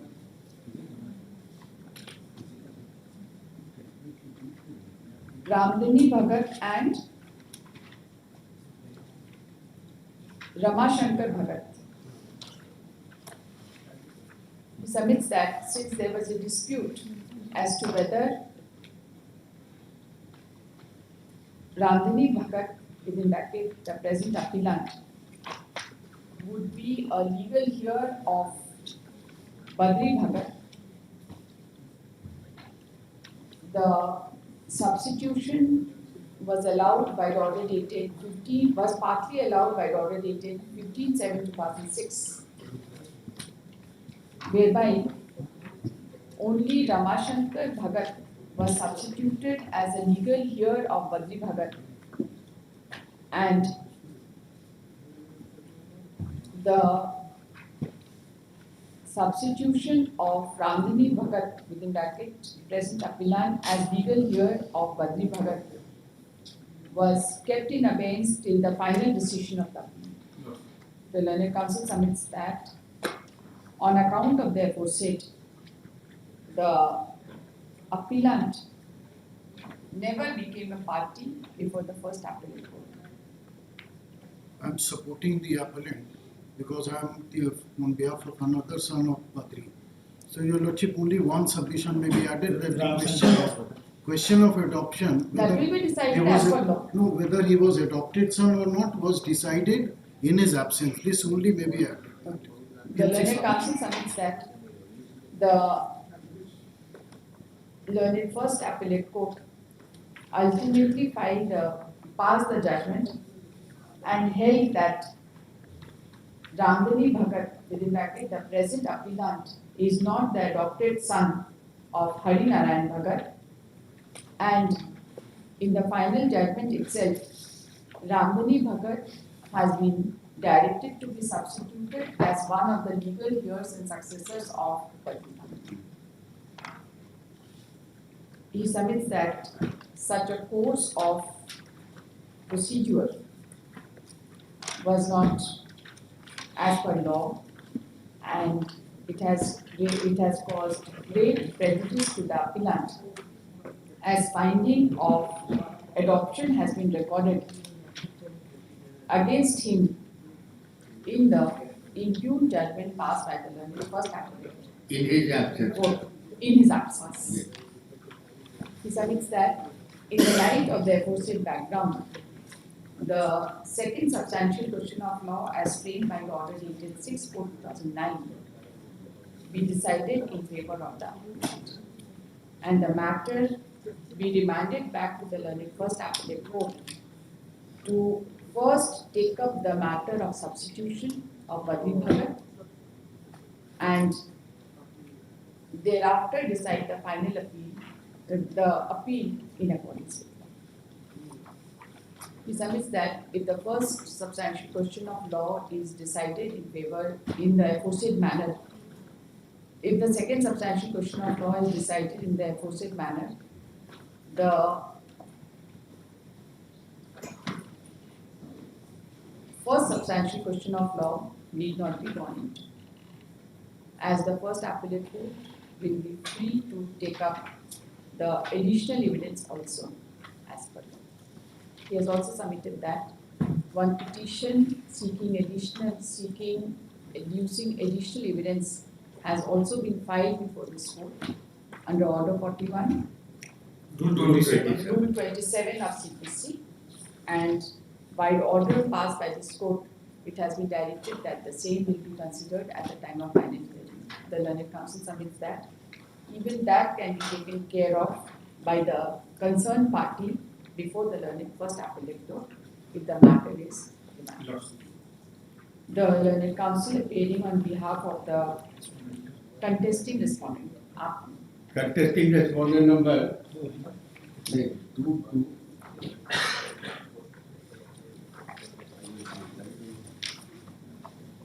Rest, only one is supporting.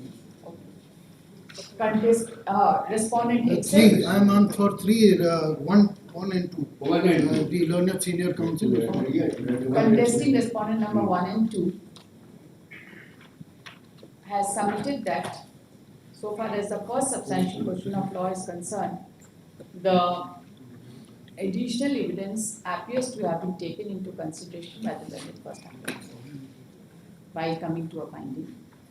Administrative parties, if required, they may file additional substantive, additional evidence. The learned counsel has also submitted that if there is anything more, then the parties can certainly file additional evidence at the first appellate stage. Okay.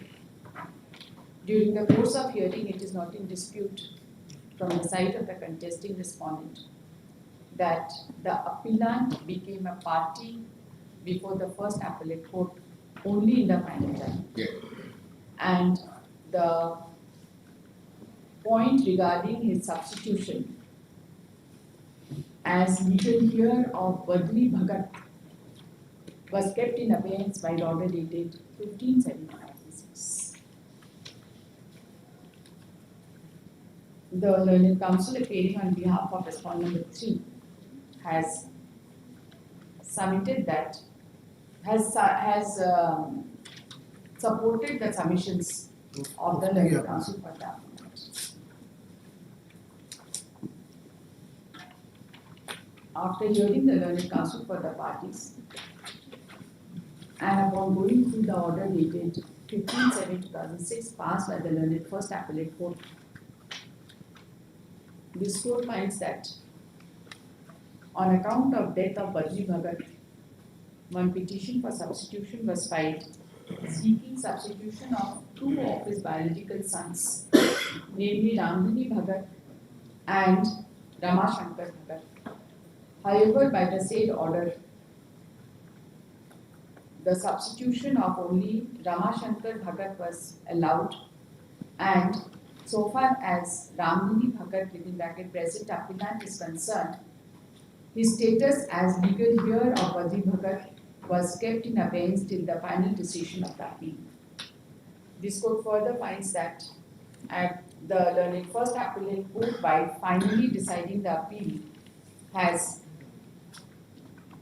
taken care of this aspect of the matter and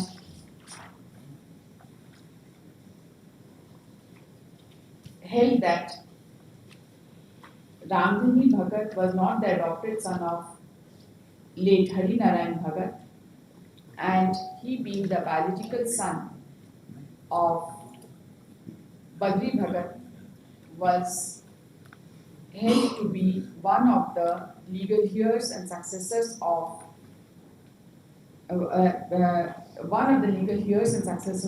Bhagat. Thus, the appellant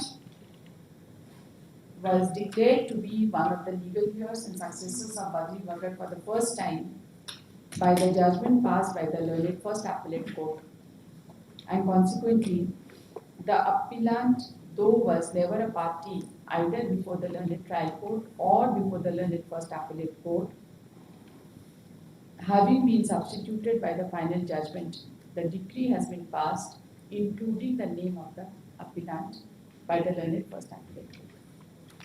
This court is of the considered view that such a course of action adopted by the learned first appellate court in keeping the point of substitution of the appellant as one of the legal heirs of Badri Bhagat in abeyance by the order dated 15/7/2006 and deciding the same for the first time in the final judgment cannot be sustained in the eye of law, and the appellant has been prejudiced as the first appellate court has held that Ramdini Bhagat is not the adopted son of late Hari Narayan Bhagat in the absence of the appellant.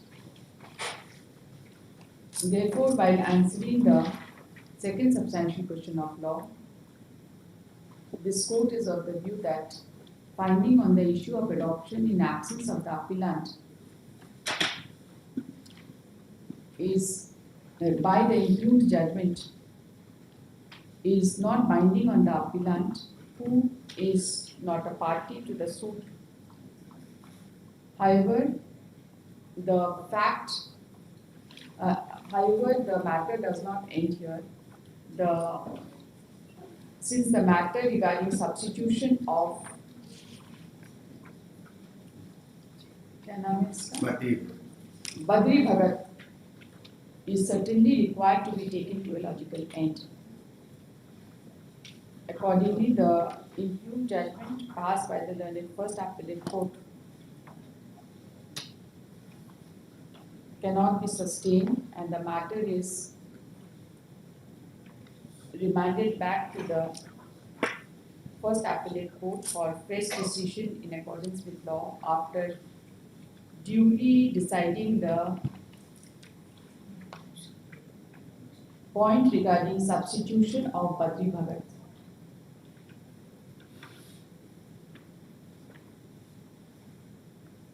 And entire appeal would be heard afresh. And the entire appeal is required to be heard afresh, depending upon the, in accordance with law. Yes. Since the parties are appearing before this court, the parties are directed to appear before the learned First Appellate Court. You also appear. Yes, I agree also. You also appear. Yes. On, I will give a date after 2 months. Yes, and the trial court, the appellate court shall not be affected by Yes, any of the. Any of the yes. body of The appellate court shall first decide the point of substitution and then proceed to decide the appeal in accordance. That should be sufficient. Yes. The learned First Appellate Court shall not be prejudiced by any observation made by this court by deciding the case. 1 month के बाद कभी भी एक date fix कर हाँ हम देख क्योंकि ऑर्डर थोड़ा निकलने नहीं, में नहीं, टाइम लगता है ठीक। सर करेक्शन में it is taking not of ठीक। सो हम जब भी हम ऑर्डर निकालेंगे उसके 1 महीने बाद का है कभी कभी अगर देरी हो जाता है तो हम अपने से टाइम एक्सटेंड नहीं करते नहीं, your lordship may fix any date which you. एक करेक्शन कर दिया जाएगा we are pending for respondent number 1 2 and 4 1 2 and 4 3 को क्या होगा 3 हम represent. 3 3 अच्छा 1 2 and 4 की तरफ से है contesting respondent 1 2 and 4 since the impugned judgment has been set aside on the aforesaid shorter point, while answering the second substantial question of law, there is no need to decide the first substantial question of law. The learned First Appellate Court shall consider the additional evidence which is already on record, and also further additional evidence which may be placed on record in accordance with law.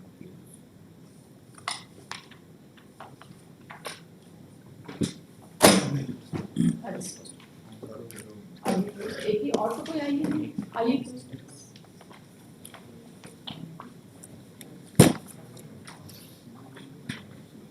आपका वो order का copy अभी नहीं देंगे correction होने के बाद इसका ओरिजिनल रिकॉर्ड आया हुआ है क्या यहाँ आया तो फर्स्ट एप्लेट कोर्ट के पास भेज दें फर्स्ट एप्लीकेट को let the original records be sent to the learned first first एप्लीकेट through special messenger post आप जमा कराइए yes हाँ, क्योंकि जमा देखिए कर- ये जरूरी है हम जमा कर दें ठीक से रिकॉर्ड जाए ये बहुत जरूरी है हाँ ठीक हम जमा कर दें Autoton Nelson case for hearing item 40, second appeal table 1 of 2006.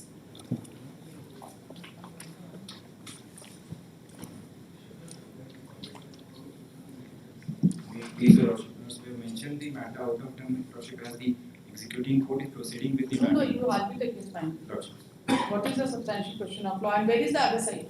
that we have informed the other side. No, you call Matter him. will be called up. You call him. Who is for the other side? Mr. Zayad Ahmed, Please. we just call him. But the substantial question of law and the appeal was admitted by us on 5th March 2009.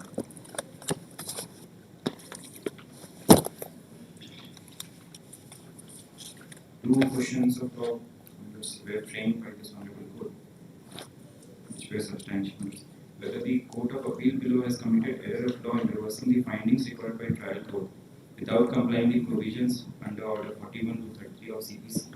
And second was whether the findings required by the appellate court suffers from serious perversity in as much as for non-conservation of evidence in its true perspective. Which evidence? But the evidence which has been quoted by the respondent, if I may give the brief background of the case. No, I just want to know, it's an open field. So I just want to know which evidence has not been properly considered. Non-consideration of the evidence produced by the Which defendant evidence? as well as the plaintiff's evidence, Lord, So to that extent. it has to be decided like a first appeal. No, Lord, since Lord, there So I was just want to know perversity on account of non-consideration of which evidence? Lord, the Khatian as well as Lordships. Which exhibit number? Khatian was Lordship exhibit 8 by A and Lord's exhibit 8. Exhibit 8 by 8. And Exhibit 8 Lordships. exhibit 8. And Lord's also the deposition of Lord's the plaintiff witness number Lord's PW PW 6 Lordships. 6. So these three things should be sufficient. Lord's Exhibit 8 by A, 8 and P6. And also, if I may submit that the safety which was on the basis of which the defendant is claiming is exhibit 6 Lordships. Exhibit C Lordships. Exhibit C is the safety which is through which the defendant is claiming the lying motion. So, If I may give the brief background of the matter. no, I will record that only these are the evidences which you want to place with respect to substantial question of law number 2. Because it's absolutely open. I do not know what all to consider. No, if I may submit that there are certain evidences which the plaintiff has produced. Date petition nahi hai ye. You have to point out which all are the evidence in connection with which you say that the judgment is perverse. Perverse means non-consideration or consideration in such a manner which is especially illegal. So these are the evidences which you want to place. So far as the witnesses are concerned, PW6 and PW8 will be sufficient. PW6 and PW8. Okay. You are the plaintiff or the defendant? I am the defendant. And so PW6, PW8. PW7 also. Sorry, PW7 as well. He is the pro forma defendant number 4, from whom the plaintiff has purchased the land. PW6, 7 and 8. PW7. P6, 7 and 8. PW6, 7, 8 and 8 and exhibit 8 and 8 by 8. 8 by 8, 8 and 8 by 8. And exhibit C. Exhibit C and what is the Khatian of the defendant exhibit I 1 by 1 and 1 by 2.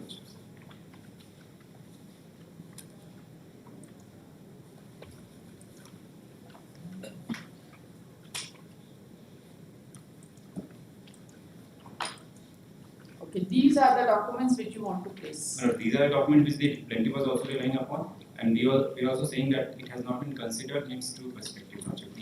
The content which is mentioned there in the document, it was not considered by the first appellate court. I will not permit you to add anything else. I will record it and I will not permit you to add anything else. Is that okay? Apart from that, if I may place the plaintiff and WS, that will also be kindly considered. Apart from the evidences, so that would be necessary also.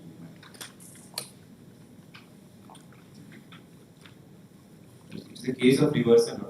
The plaintiff lost these suit before the trial court, and thereafter, Lordship, the first appellate court has been pleased to allow the appeal in part, Lordships, and the entire relief has not been granted. It has only been granted to the extent of the share which the plaintiff was entitled.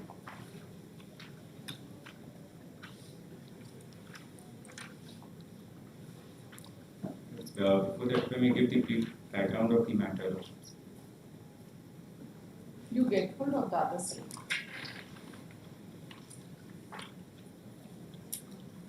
I'm not saying. We have informed him, yes, he's arguing a matter before. We have informed him. Previously also we have informed that matter will be taken up at 12. Sorry? Previously also we have informed him that matter. We have mentioned the matter and it will be taken up at 12. And then I will record that in spite of your information he has not done. Should I record it in my order? he is arguing a matter before 24. So that is what we have been told. Call him because we don't want to pass years without him. That I understand. It's out of We have your- informed him. Did you inform him that you are mentioning the We have matter? informed him yesterday also and today also after mentioning it. Ask him to come with.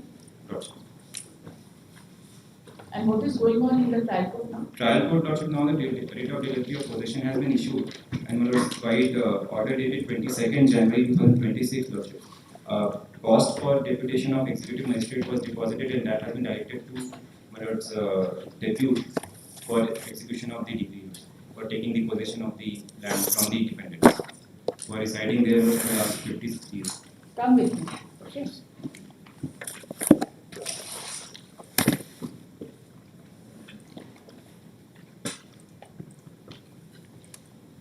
Okay.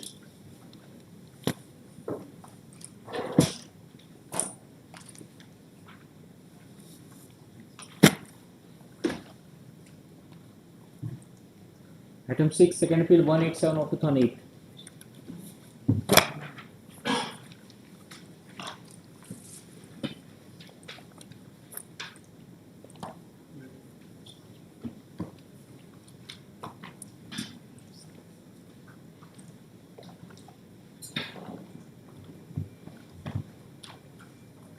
Yes, sir.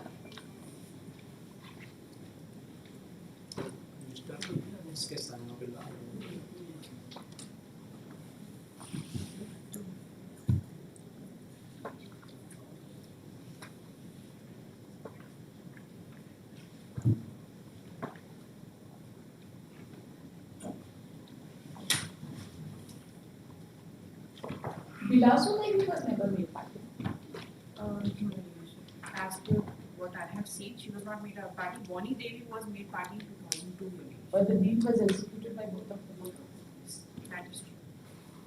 But on the last date you had submitted that she was made party. Your Lordship, the PW12, who is Bhola Mehto, in his deposition he has said, दोनों बहनों को party बनाया.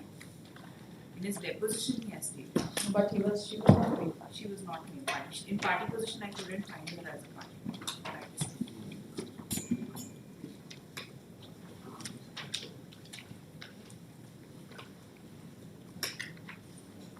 A fresh chart line. No. Please.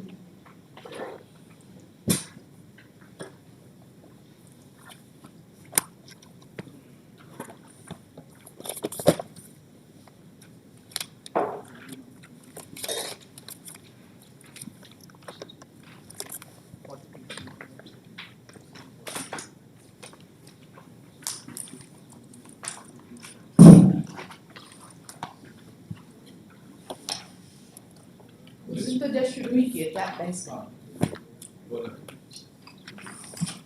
ये वाला जो ये सारे orders हैं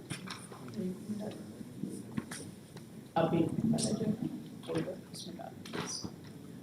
यहाँ पर देखिए ध्यान से डाल दीजिए. Lord, may I have a look on the genealogy? Yes. The common ancestor your lordship was Amrit Mato. You had two sons, Dukhi Mato and Kairu Mato. When Dukhi died, his son was Rana. When Kairu died, his son was Kasi. My Lord, Rana Mato had a widow, Sohagi Devi, and my Lord, arising out of the marriage relationship. Two daughters, Boni and Bilaso, were born to Rana. And my Lord, Kasim Mato had a white mother, Pato Devi. He, arising out of the wedlock, the sons and the daughters, which is mentioned at PW1, P1, P2, P3, P4, P5. These are all plaintiffs. My Lord, additional fact of the ship is that my Lord Sohagi Devi, widow of the Radha, she remarried my Lord with Kashi. I had argued earlier also. And from the marriage relationship, Cholaram Mato and Gaurva Devi, they were born out of the marriage, but second marriage. the petitioners, Your Lordship, the plaintiff, my lord, they instituted a suit. My lord will find, I have given some facts also, that is in the second page, additional page that is given. My lord, on that day also I had, my lord, argued that, my lord, Khata number 15, Your Lordship, it was in the name of, my lord, Kailu, and 56, Your Lordship, was in the joint name of Radha and Kailu, and 57, Your Lordship, was in the exclusive name of, my lord, Radha. My lord, the bone of contention, Your Lordship, is, my lord, Schedule B are the purchased property, Your Lordship, of the Kashi Mahto. With that, my lord, the suit has been, my lord, dismissed. That has been declared. With respect to Schedule A, my lord, which, my lord, comprises of Khata number, my lord, 15, and, my lord, which was exclusively recorded in the name of, my lord, Kelu, and 56, which was jointly recorded. That has been, my lord, dismissed.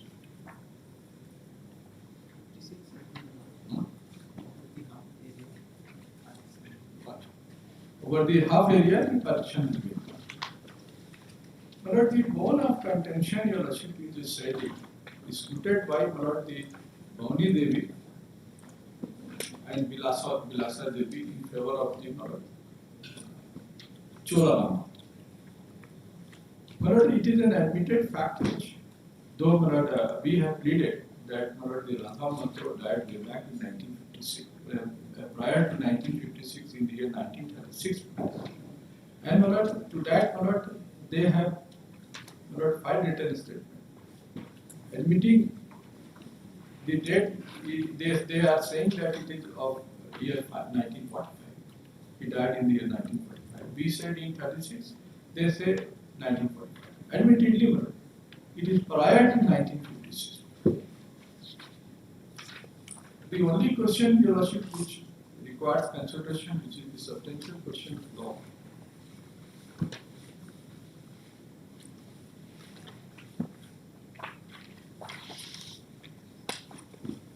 Whether, my lord,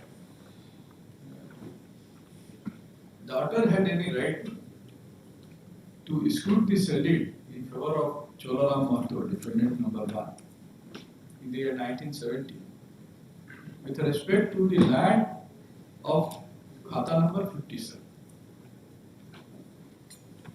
So only in connection with Khata number 57. Yes.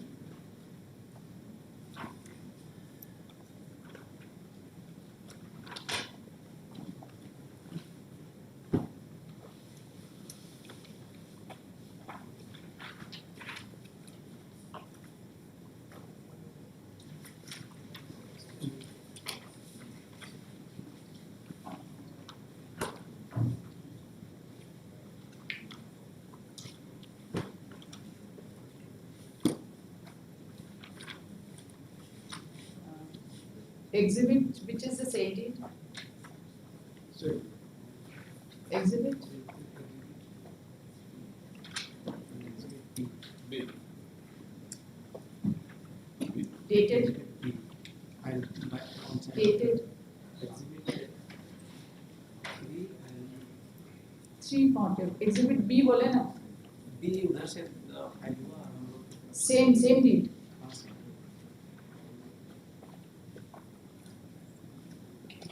My lord, can you have a look on this deed? What is the date? Exhibit 11/4/1970. 11th April 1970. 1970. Executed by 10/4/1970. 10 and 11. Not be 11.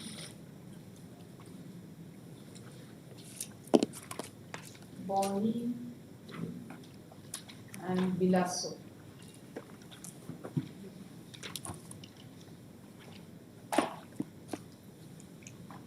Bilaso is not a party. That is an admitted question. नहीं. One of the daughters is party. She has not been. That is the admitted.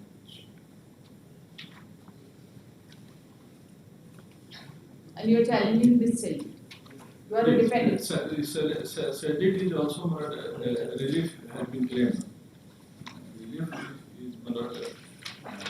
It is also been declared that the Sedit is quoted by Bilaso and Bowni dated 11/4/1970 is policy invalid. What and no title and petition passed to the. I am reading relief D. How in absence of Bilasu, any relief can be granted? But that is not the question. And that will also depend on whether they had any right. If suppose You have they had executed the right, your deed. Lordship, I can No, in her absence, you get a decree. But one of the sister is party. She is being represented She is being represented by a sister. by one. Maybe she is not a party, but so far as the position of law, it is being represented. That's what I want to contain.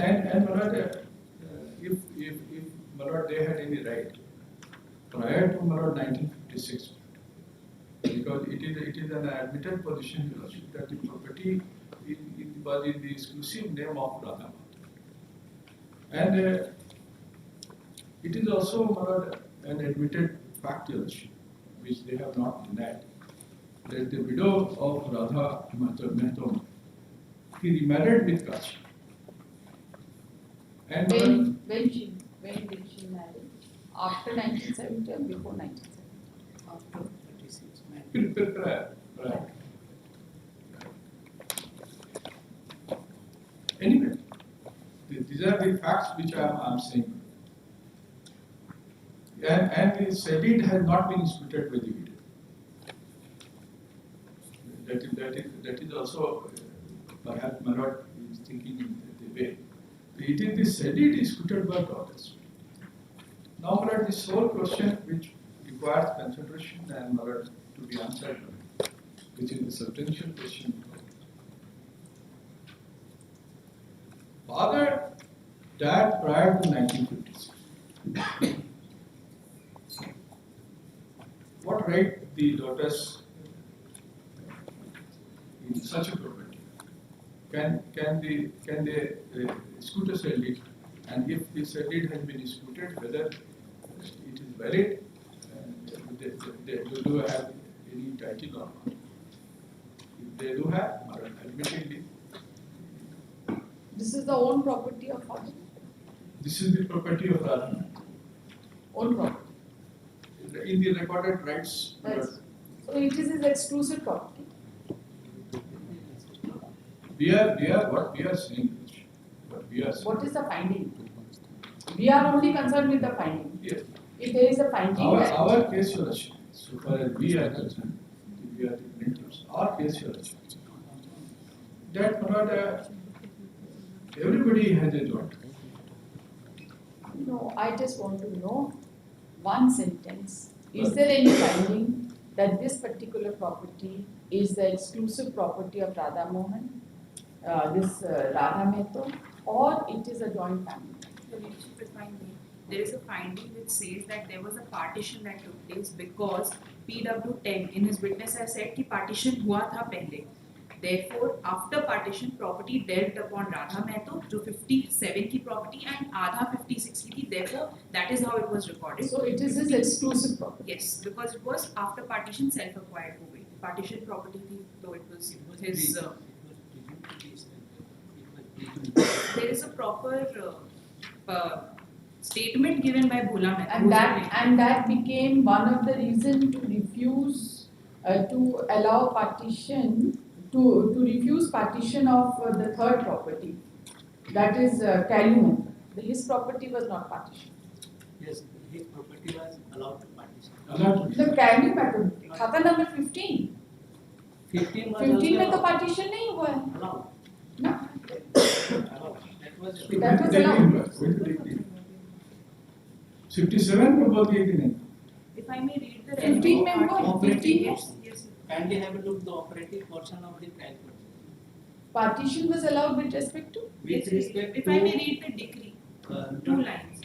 वादीकर Kashi Mahato द्वारा स्व अर्जित संपत्ति जिसमें विवरण वाद पत्र के अनुसूची बी में उल्लेखित है 1-8 समान अंश प्राप्त करने के अधिकारी हैं तथा काशी महतो की पैतृक संपत्ति जिसमें खाता संख्या 15 मौजा रुपए की संपूर्ण जमीन शामिल है तथा खाता नंबर 56 मौजा रुपए की आधी जमीन भी शामिल है में वादी संख्या 2, 3 एवं 4 को 1/5 अंश प्लस 1/4 40 अंश अर्थात 9/40 समान अंश प्राप्त करेंगे.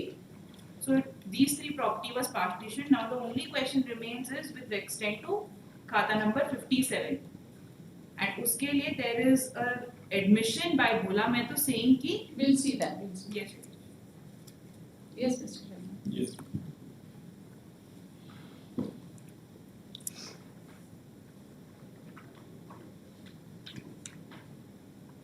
I had argued earlier also. With respect to half of the property, which is the part of Schedule A, my friend was reading, which was in the joint name, that has been presumed to be having unity of title and possession. In other words, there is no question of any mother partition. I am putting a question to myself. With respect to 56, which is in the joint name, if he is having a unity of title and possession,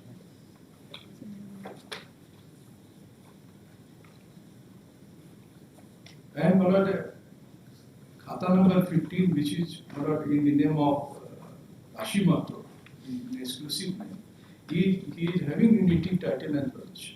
Then how it can be with respect to 57 that there is no unity of title and possession? The only ground here which has been taken by both the courts that daughters had right. And they, as because 57 was the property of Radha, so sadly disputed is right.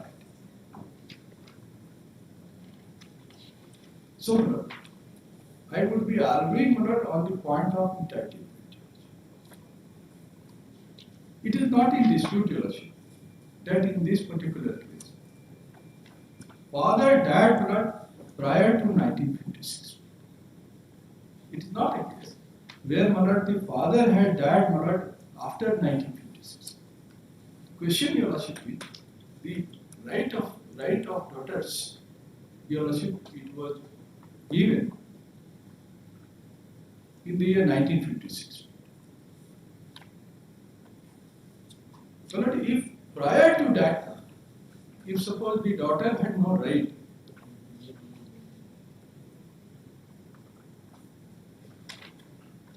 how the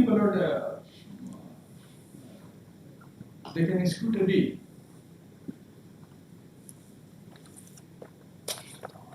That is the point.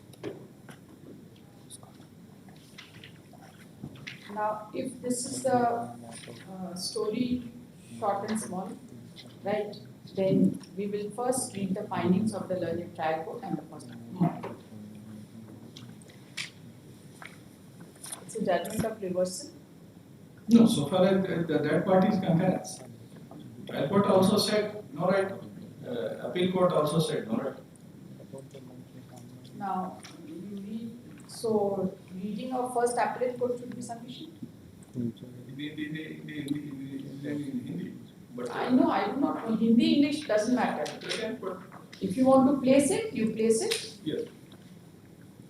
Or if it is sufficient to read the first appellate court's judgment, we read only the first appellate. Yes. I would like to read out the findings of the trial court. So far as the pleadings, Your Worship is concerned, my learned senior friend will not dispute that what I have pleaded is not the correct facts I have stated.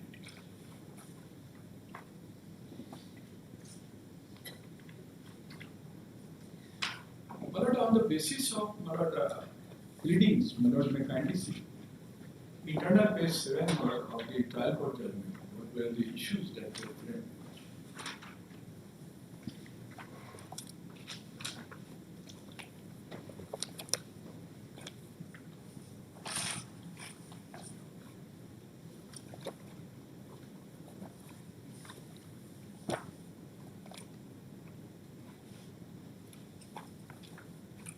क्या यथा विरचित वाक्य चलने योग्य did my Lord find page internal page 7 आप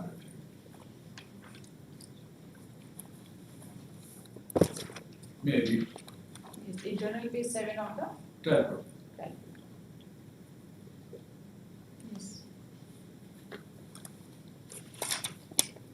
क्या यथा विरचित वाद चलने योग्य क्या वादीगण को इस मुकदमे को लाने हेतु पर्याप्त हेतु था क्या वाद काल बाधित तथा प्रतिकूल कब्जे के प्रावधान से बाधित है क्या वाद विबंधन एवं एक्विजिशन के सिद्धांत से बाधित है क्या वाद आवश्यक पक्षकारों से के असंयोजन से ग्रसित है तो वाद की विषय वस्तु के अनुरूप न्याय शुल्क प्रदान किया गया है क्या बिलासी एवं बौनी देवी द्वारा दिनांक 11/4/70 को प्रतिवादी संख्या 1 के पक्ष विक्रयनामा कूट रचित शून्य एवं अवैध है क्या इस केवाला के द्वारा प्रतिवादी संख्या को स्वत या कब्जा प्राप्त हुआ क्या भूमि पर उभय पक्षों का संयुक्त स्वत एवं कब्जा है दैट इज रेलेवेंट क्या वादीगण बंटवारे की प्रारंभिक डिग्री प्राप्त करने के अधिकारी क्या वादीगण अन्य किसी अनुतोष या अनुतोषों के हकदार हैं? So ch and j are important.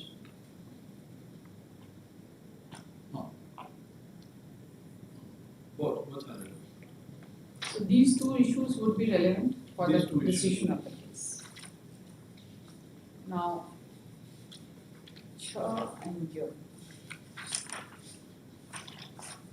जो अच्छा को एक साथ कंसीडर किए हैं 12 से पेज 30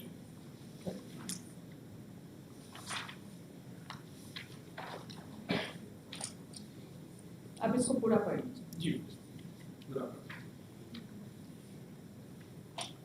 इस दोनों वाद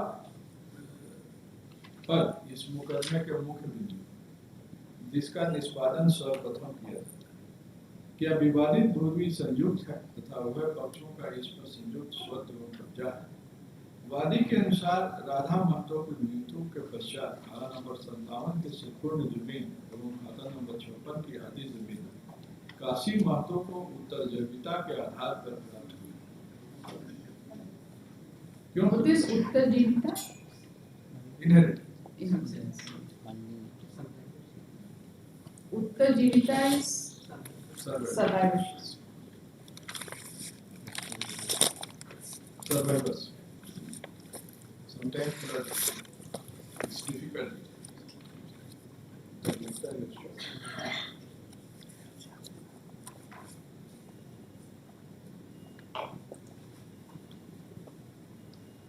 प्राप्त क्योंकि संपूर्ण संपत्ति जो कैलो महतो और राधा महतो की संयुक्त थी चूंकि दुखी महतो की मृत्यु हो चुकी थी इसलिए खाता संख्या 57 की जमीन उसके पुत्र राधा महतो के नाम से दर्ज हुई तथा 56 की जमीन वही सब बराबर कैल एवं राधा के नाम से दर्ज हुई राधा महतो की मृत्यु 36 में हुई इसलिए पत्नी सुहागी को राधा की संपत्ति में कोई अधिकार प्राप्त नहीं हुआ और चूंकि राधा को कोई पुत्र नहीं था और पुत्रियों को कोई अधिकार नहीं था इसलिए संपूर्ण जमीन काशी महतो की हुई प्रतिवादी का कथन है कि सर्वे खतियान में खाता संख्या 57 की जमीन केवल राधा महतो के नाम से दर्ज है तथा खाता 56 की आधी जमीन भी आधा महतो के नाम से दर्ज है इसलिए राधा महतो के विधवा को हिंदू विधि मुल्ला के अनुच्छेद 24(2) के अंतर्गत अधिकारी को भी संपत्ति मिले, क्योंकि राधा महतो और कैल महतो के बीच में संपत्ति का विभाजन हो, इसलिए सर्वे खतियान में राधा महतो एवं कैल महतो का नाम अलग अलग खातों में दर्ज है।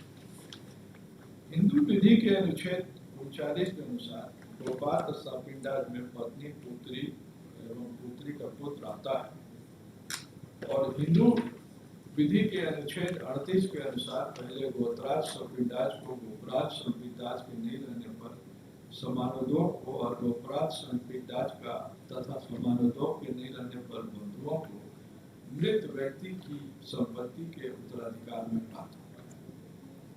हिंदू विधि मुल्ला के अनुच्छेद 43 के अनुसार चूंकि राधा महतो को कोई पुत्र, पौत्र एवं बपौत्र नहीं था, इसलिए उसकी विधवा जो चौथे नंबर पर आती है को संपत्ति मिलेगी। वैसे जैसे ही राधा महतो की पत्नी का पुनर्विवाह हुआ, उसके पूर्व पति के संपत्ति में अपना अधिकार खो दिया। तत्पश्चात पुत्रियां जो हिंदू विधि मुल्ला के 43 के 5वें क्रम में आती हैं, वो मृतक राधा महतो की संपत्ति प्राप्त करेगी। भाइयों का स्थान अनुच्छेद 43 के अनुसार 9वें क्रम में, अतः पुरानी हिंदू विधि मुल्ला के अनुसार जो 1936 के पूर्व में अस्तित्व में थी के अनुसार काशी महतो को राधा महतो की संपत्ति प्राप्त नहीं हुई, क्योंकि संपत्ति का राधा महतो एवं कैल महतो के बीच विभाजन हो चुका, जो कि सर्वे खतियान में अलग अलग दर्ज है। खाता संख्या 15 की जमीन कैल महतो तथा खाता संख्या 57 की जमीन राधा महतो के नाम से दर्ज है। साथ ही साथ खाता संख्या 56 की जमीन का हिस्सा बराबर कैल महतो एवं राधा महतो के नाम से दर्ज है। वादी जो इस मुकदमे में गवाह 10/10 ने प्रतिपरीक्षण की कंडिका 7 में कहा है कि छोरा राम एवं मेरा मकान अलग है। राधा महतो तथा कैल महतो ने पहले जमीन बांटा, ऐसी बात नहीं है कि 57 की जमीन से राधा महतो की थी, उस पर काशी महतो का भी दखल था। इस प्रकार वादी के साथ से यह ज्ञात होता है कि कैल महतो और काशी महतो के बीच में बंटवारा हो चुका था, जो सर्वे खतियान से भी संबंधित। प्रतिवादी के साक्षियों ने यह कहा है कि उभय पक्षों का रहन सहन, खान पान, खेती बाड़ी अलग है, और वादी के सभी गवाह अलग अलग खान पान, रहन सहन, खेती बाड़ी एवं निवास स्थान की बात प्रतिपक्षण में कही। इस साक्ष्यों के अवलोकन से प्रतीत होता है कि राधा महतो एवं कैल महतो के बीच संपत्ति संयुक्त नहीं। वादी के अधिवक्ता का यह कहना कि अवधारणा है कि हिंदू संपत्ति अविभाजित एवं संयुक्त होती है जब तक अन्यथा नहीं प्रमाणित किया जाए। इसके संबंध में BL 88 page 529, AIR 1971, SC page 1962, AIR 1981 Orissa page 52, AIR 1973 Patna 215 का हवाला दिया, और यह कि उपरोक्त संपत्तियां जो इस वाद की विषय वस्तु है संयुक्त है तथा उसका बंटवारा कर दिया। साथ ही साथ उन्होंने यह भी कहा कि जो व्यक्ति यह कहता है कि संयुक्त संपत्ति का विभाजन हो चुका है, वह इस तथ्य को प्रमाणित करे। अतः मुकदमे में विभाजन की बात को सिद्ध करने का भार प्रतिवादी का, लेकिन AIR 1973 पटना पेज 215 के न्याय निर्णय की कंडिका 28 के अंतर्गत यह कहा गया, जहां उभय पक्षों द्वारा किसी विवादित बिंदु पर साक्ष्य लिया जाता है और जहां साबित करने का भार वास्तविक महत्व नहीं रह जाता है, जो पीढ़ी दर पीढ़ी दुनिया बढ़ती है, संयुक्तता की अवधारणा छीनतर होती चली जाती है। इनका आगे यह भी कहना था कि पुत्रियां आवश्यक पक्षकार नहीं है, ये बात पक्षकारों के असंजन से ग्रसित नहीं है। इस बिंदु पर BL 1973 पेज 707 का हवाला वादी के अधिवक्ता द्वारा दिया गया। BL 1988 549 में की धारा 35 का हवाला दिया गया, जिसमें कहा गया है कि रिकॉर्ड ऑफ राइट्स में अगर किसी व्यक्ति का नाम दर्ज है तो उसे पूर्ण रूप में सबूत नहीं माना जा सकता, बल्कि यह सुसंगत एवं मूल्यवान साक्ष्य। अतः राधा महतो के नाम से जो जमीन सर्वे खतियान में है, इसे यह नहीं माना जा सकता कि यह केवल राधा महतो की संपत्ति है। AIR 1982 बम्बई में पेज 387 में कहा गया है कि यदि केवाला लिखने वाला केवाला को अप्रमाणित नहीं करता और उसके तथ्यों को ग्रहण नहीं किया जा सकता। जहाँ तक मुकदमे में बिलासी एवं बोनी द्वारा लिखे गए केवाला का प्रश्न, उसके अस्तित्व को वादीगण भी मान रहे हैं। अतः विनिश्चय का कोई औचित्य तो मेरे समझ में इस मुकदमे में नहीं। अगर विक्रय केवाला अस्तित्व में है तो भारतीय अधिनियम 7 के धारा 71 के अंतर्गत इसके अस्तित्व को स्वीकार किया जाएगा, जो कि वादी द्वारा दाखिल 2088 के पेज 539 के न्याय निर्णय में कहा गया। जब तक कि साक्ष्य अधिनियम की धारा 72 के तहत अस्तित्व को अप्रमाणित नहीं करती। आगे इस न्याय निर्णय की कंडिका 12 में कहा गया है कि राजस्व खाता में किसी का नाम दर्ज होने से कोई अधिकार नहीं, संपत्ति पर नहीं। अतः रसीद काटने से किसी व्यक्ति को शर्त तो हासिल नहीं होती। उन्होंने AIR 78 पंजाब और हरियाणा के पेज 196-46 के न्याय निर्णय का हवाला देते हुए कहा, अगर विभिन्न व्यक्तियों का नाम से संपत्ति दर्ज, तो इसका मतलब नहीं होगा कि संपत्ति संयुक्त नहीं।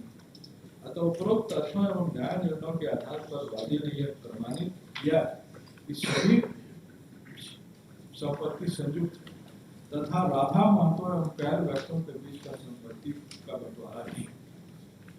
प्रतिवादी के विद्वान अभियंता AIR 62 SC पेज 278 का हवाला दिया गया और कहा गया कि जो पीढ़ी दर पीढ़ी दुनिया बढ़ती जाती है, संयुक्ता की अवधारणा कमजोर होती जाती है। यहाँ पर राधा महतो एवं कैर महतो के बीच संपत्ति का विभाजन हो चुका है, क्योंकि सर्वी खतियान में उनके नाम अलग अलग खातों में दर्ज है। धोनी एवं बिलासी का दखल कब्जा अंचलाधिकारी के खाता संख्या 57 की संपूर्ण जमीन पर पाया। तत्पश्चात उनके नाम से रसीद काटने का आदेश दिया है एवं काशी महतो के नाम से काटे गए रसीद को रद्द करने का आदेश दिया है, जो 10D में के श्रेणी से अवलोकन से स्पष्ट होता है। AIR 71 पटना पेज 215 के न्याय निर्णय का हवाला देते हुए उन्होंने कहा है कि जहाँ कोई औपचारिक दस्तावेज नहीं, वहाँ पक्षकारों के व्यवहार के आधार पर निर्णय किया जाता है कि संयुक्त संपत्ति अथवा संयुक्त खाता है कि संपत्ति संयुक्त है अथवा अलग है। लेकिन अवधारणा यह है कि हिंदू परिवार संयुक्त है। इस मामले में वादी और प्रतिवादी सहित सभी साक्ष्यों के पक्षकार ने कहा है कि पक्षकारों का घर अलग है, वे संपत्ति की जोत आबाद अलग है। वादी ने स्वयं कहा है कि कैर महतो और राधा महतो के बीच का बंटवारा हो चुका है। सभी की खेती बाड़ी रहन सहन कारोबार है। उससे यह निर्णय निकाला जा सकता है कि संपत्ति का बंटवारा हो चुका है, क्योंकि इस मामले में चौथी पीढ़ी के बीच बंटवारे की बात है, जहाँ संयुक्ता की अवधारणा एवं संभावना छितर हो गई और पक्षकारों के व्यवहार यह दर्शित करते हैं कि संपत्ति पर वो अलग अलग कागज है। AIR 84 सुप्रीम कोर्ट का हवाला देते हुए उन्होंने कहा है कि धारा 35 साक्ष्य अधिनियम के अंतर्गत विधि द्वारा प्राधिकृत किए गए किसी व्यक्ति के द्वारा तैयार किए गए दस्तावेज की वैधता की अवधारणा की जाएगी कि वह सत्य है तथा इसे पर्याप्त सबूत माना है।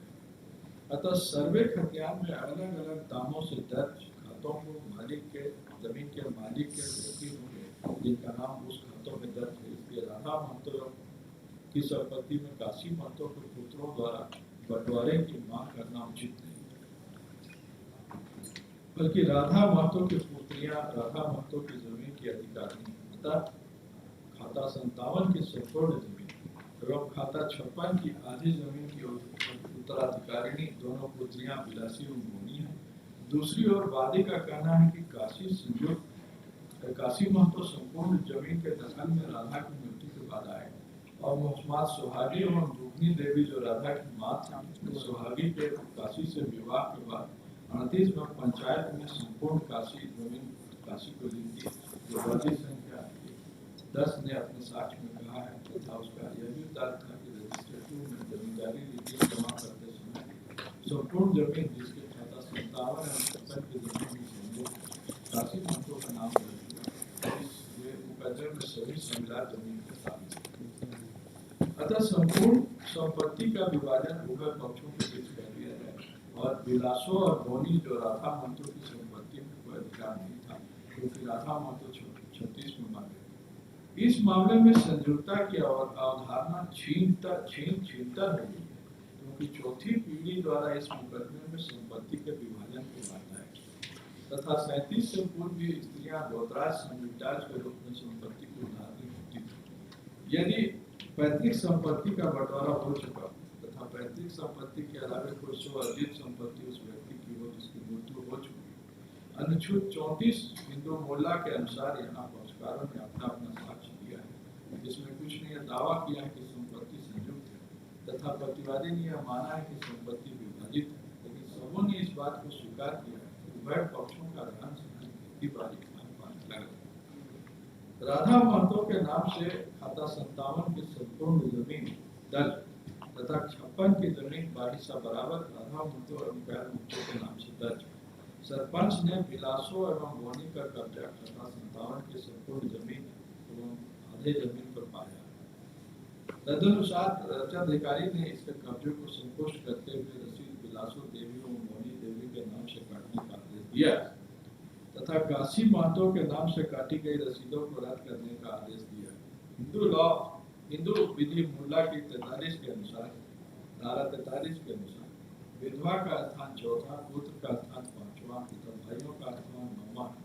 यदि विभाजित संपत्ति को क्रमवार ऊपरी क्रम से लेकर निचले क्रम तक उत्तराधिकार माना जाएगा, लेकिन ऊपरी क्रम में जो पहले हो जो व्यक्ति होंगे वो मृतक के संपत्ति के उत्तराधिकारी, सुदूरवर्ती व्यक्ति नहीं, अर्थात उत्तराधिकारी का क्रम ऊपर से नीचे क्रम चले।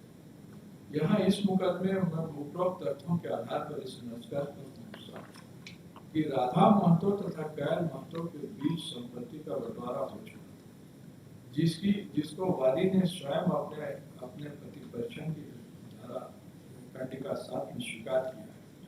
वादी द्वारा इस बात का उल्लेख किया जाना कि पंचायत में राधा की मां दुर्गनी ने काशी को संपूर्ण संपत्ति दी थी। इससे भी यह तथ्य उजागर होता है कि राधा और काशी के बीच संपत्ति का विभाजन हो चुका। अतः बिलासो और बोनी 57 की संपूर्ण जमीन पर उत्कारिणी हुई एवं खाता 56 की आधी जमीन की उत्कारिणी हुई। चूंकि हिंदू संकेशन एक्ट 56 के धारा 14 के अनुसार जो संपत्ति किसी स्त्री द्वारा किसी भी प्रकार से अर्जित की गई, चाहे वह अधिनियम के आने के पूर्व या बाद की गई, वह स्त्री संपूर्ण मालिक न कि प्रतिबंधित। अतः इस प्रकार बोनी एवं बिलासो अपने पिता की राधा महतो एवं संपत्ति की उत्कारिणी हो गई, क्योंकि 68 में उनके नाम से रसीद कटने लगी और संपत्ति के दखल के कब्जे में आई। 56 के पूर्व बिलासो एवं बोनी हिंदू विधि के अनुच्छेद 34, 38, 39 और 43 के अनुसार अधिकारिणी हुई और 37 के बाद प्रतिबंधित मालिक लिमिटेड ऑनर हुई और 56 के बाद अंतर संपत्ति पूर्ण मालिक हुई। तब विरासत जड़ को वादी के विरुद्ध अंततः निर्णय किया जाता है और यह निष्कर्ष दिया जाता है कि खाता 57 की संपूर्ण जमीन एवं खाता 56 की आधी जमीन वादी एवं प्रतिवादी की संयुक्त जमीन संपत्ति नहीं, बल्कि राधा महतो की पुत्रियों बिलासो एवं बोनी की संपत्ति, जो कि उत्तराधिकार के रूप में पुरानी हिंदू विधि के अनुसार प्राप्त हुई। There is a clear-cut finding that it is the मतलब exclusive property of Radha. of Radha. Of Radha, exclusive property. That is the finding. जहाँ तक कि काशी महतो के पूर्व पति के बीच विभाजन का प्रश्न, We are not concerned with Kashi Mahto.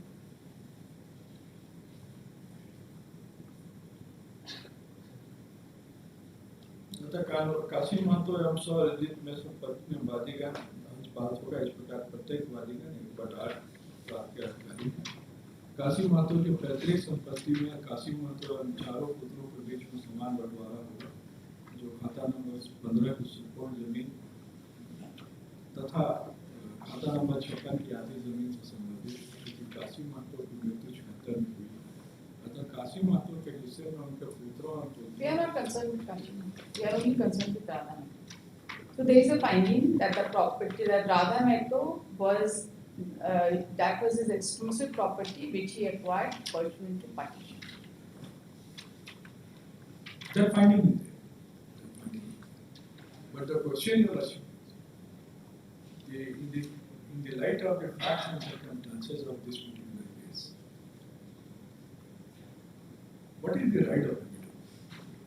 Suhagi? The Suhagi's right, we are not concerned. No. She has already married. Yes, married. So, my lord, nothing will go so far as the Radha Mahto is concerned.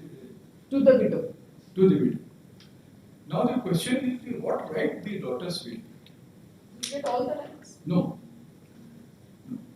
No. They will not get. And because prior to 1956, when Malad Act itself had not come. Sorry? 1956 Act, Malad, the daughters have been given right by virtue of this Act. They have been given right. So far as, so my lord may kindly consider, there is a difference between the right of a widow and the right of a daughter. Widow has all rights. I have nothing to say. Had been the right, had it been a question of widow, there is no question of arguing. Widow had a right. When did widow remarry? Must have after 36 months. Any finding to that effect? That issue, he has taken into consideration that he married. And they have also not said. Rather, in the written statement, I have gone through the written statement, I can show it. They have accepted the remarriage. Remarriage is accepted. When did she marry? The date of marriage is also. But the date of marriage, your worship, is prior to coming of force of 1956. So, in that view of the matter, if a widow got remarried, what would be the right of a widow in You see, these provisions from Mullah which have been quoted by the court, right, they relate to the right of daughters with respect to property which exclusively belong to the father. Do you want to say that these are irrelevant considerations?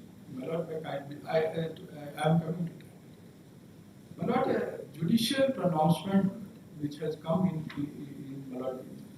this domain, I have given a judgment of the Bombay High Court.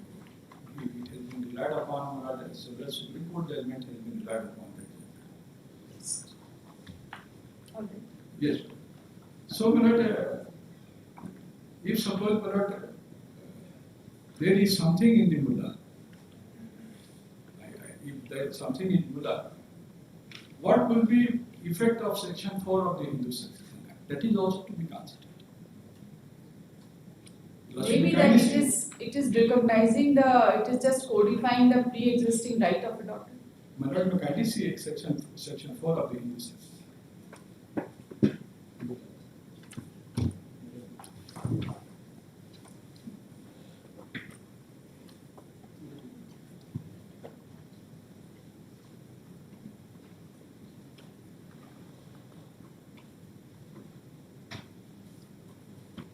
This is just an overriding. But if there is nothing inconsistent, there is no question of any overriding. My lord, may kindly appreciate. Let us see Section 14. Section 14.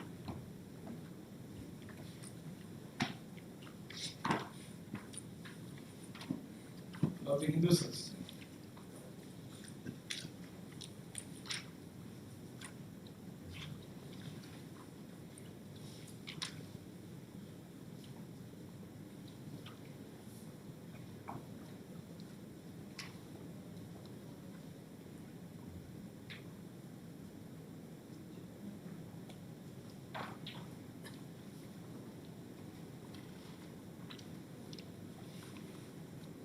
Prior to that, I would like to refer Section 6.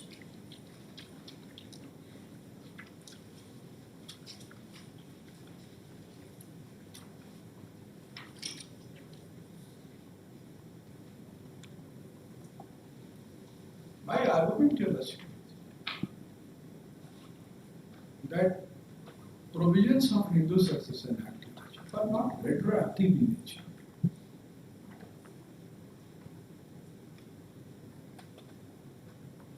the landmark judgment given by the Apex Court in the case of Vinita Sharma versus Rakesh Sharma,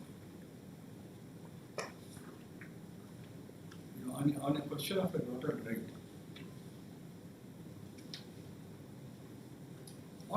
After 1956, not on the prior to 1956. If a daughter, your worship, as per the act itself has not a right, where is the question of Murata, any entitlement even after coming into the force of the act? That is the point I want to make. Where do you get that the daughter had no right? Prior to 1956, from where do you get that the daughter had no right? Merely because the act has come in 1956, the daughter had no right. No, there are some other acts also that you may kindly see the judgment which I was relying on. Bombay. Bombay. Bombay.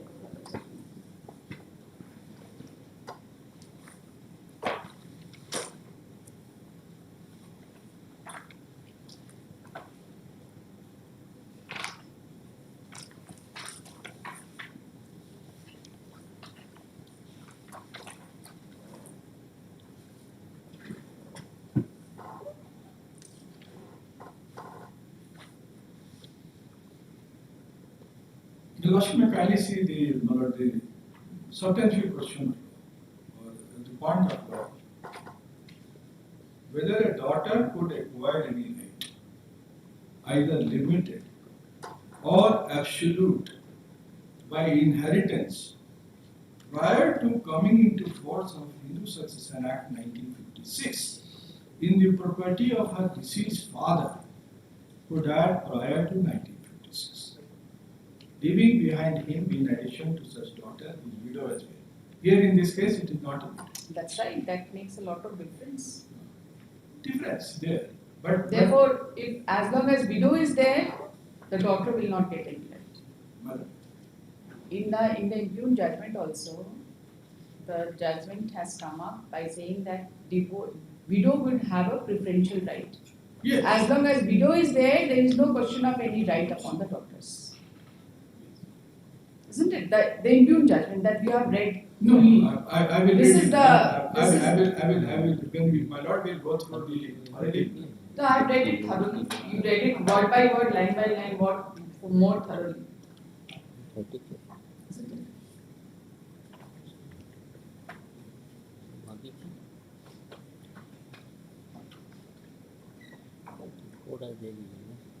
Your Lordship may kindly see relevant discussions, Your Lordship. And you read the para 2 also. Para 2. Yes. The facts giving rise to a aforesaid substantial question of law are the Yeshwant had two wives, Lakshmi Bai and Bhikhu Bai. Yeshwant Rao had two daughters, Lakshmi Bai, namely Sonu Bai and Mata Bai. From his marriage with Bhikhu Bai, he had a daughter, Champu Bai. Lakshmi Bai predeceased her husband. Sonu Bai expired in 1949, while Yeshwant Rao expired on 10th June 1950. Bhikhu Bai expired on 8th July 1973 after disputing a will in the favor of a daughter, Champu Bai, on 14th August 1996. Radha Bai, the daughter of the first marriage of Yeshwant Rao, filed a suit for declaration that she had a half share in the property left by her and sought partition of this. The trial court dismissed the suit, holding that Bhikhu Bai alone inherited the suit property in view of the provisions of the Hindu Women Right to Property in 1927, and she became the absolute owner in the year 1956 in view of the provisions of the Hindu Succession Act 1956. The appeal preferred by Radha Bai was also dismissed, thus giving rise to the second. D.B. Bhosale J. His lordship then was of view that a daughter was not treated as a co-pastor until the Act of 1937, and hence would not come in the scene vis-a-vis the undivided co-pastorate interest that his father had, and which the mother acquired under the Section 3 of the Act of 1937. On behalf of Rajabai, reliance was placed on the decision of the civil judge, KJ Rohi J, as his worship was then, in the Lakshman Tukaram, which is Vendrabai Tukaram, corrupt. Mullah hit law and section 3 of the 1977, the daughter was entitled to one half share in the property of her father, who died prior to the Act of 1956 coming into force. Since D.B. Bhosle J. Leonard civil judge was unable to agree with the view taken by the Lakshmi Tukaram Supra, this reference has been made to the division bench. We are now got about answer. Now let's be very clear on this point. The property in the hand of the father was a co-custody property, and the widow acquired an absolute right to that, as per this particular fact. Right? Here the fact is different. Very, very different. Here you are One daughter and one widow is also there, and it is the co-custody property of the father, which is devolving upon the widow. I agree to that. I agree to that. But my Lord may kindly urge. So far as the facts of this case you must be concerned, my Lord is also well aware. My Lord has given judgments on this point also. Merely, my Lord, in entering the revenue records. We are not on that. The finding of the court that there was a partition and it was the exclusive property of Radha Mehto cannot be disputed. We will not enter into that dispute at all. So therefore, it is the exclusive property of Radha Mehto. That finding, Your Lordship, also, my Lord, appears to be contradictory. We don't follow. Your Lordship may kindly. We will not enter. My Lord, so far we as will not enter into new questions. So far as 56 is concerned, where is the opinion, my Lord, to treat the judge, my Lord, having unity of title? And he died leaving behind his widow. Who? This Radha Mehto. But the moment a widow remarries, what is her right? It is to be taken into consideration. We will take. If But the fact in the had she not remarried, the fact of Bombay High Court is totally different from I agree to that. Now let us see the findings. Yeah, Your Lordship may kindly. Facts of each and every case is different. You see, I will be only. material facts are different. I am. The material facts which are distinguished, which are different, is that the property in Bombay Court was that of a co-custody property at the hand of father who died. Right? And he died leaving behind his widow as well as daughters. These two things are very striking. I agree to that. I am relying this judgment. Let us see the findings. I am relying this judgment just for the principle of law. No, let us see what principle of law are you Yes, relying upon. yes. Where is that principle of law which you are relying upon? Yes. You read para 9. Yes.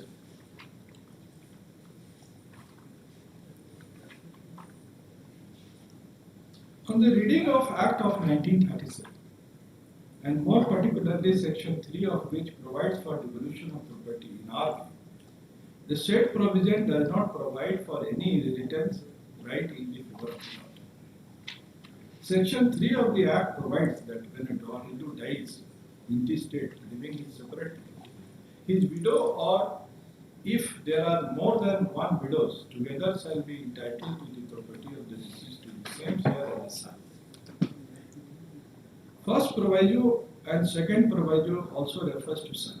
Subsection 1 of Section 3 of 1937 Act is subject to provision of subsection 3, which provides that the Hindu widow. Just a moment.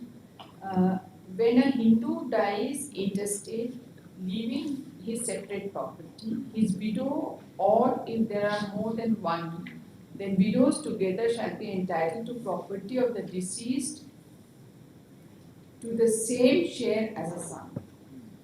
Okay? We'll read further. For first proviso and second proviso also refers to son. Subsection 1 of subsection 3 of 1937 is subject to the provisions of subsection 3, which provides that the Hindu widow would have limited interest for devolution, and on the said limited interest, she would have the same right for claiming partition as a male. Therefore, in our view, if the legislature, by enacting the Act of 1937, intended to give inheritance right to daughter, same would have been provided in section, so in the provided section. Mere fact that son is referred clearly indicates that the said act did not intend to give any inheritance right to the daughter.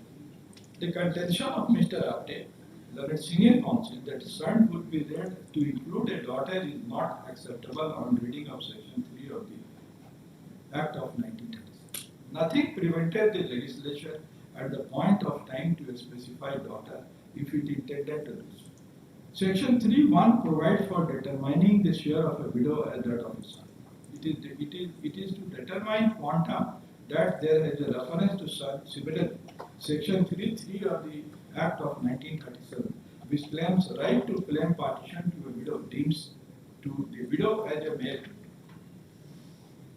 owner only to the limited purpose of claiming partition. If we accept submission of Mr. Apte, then it would mean that a son would be deemed as daughter, which is not permissible, nor can be deeming fiction can be read so since it would result in creating another deeming fiction by the court, which is certainly not permissible.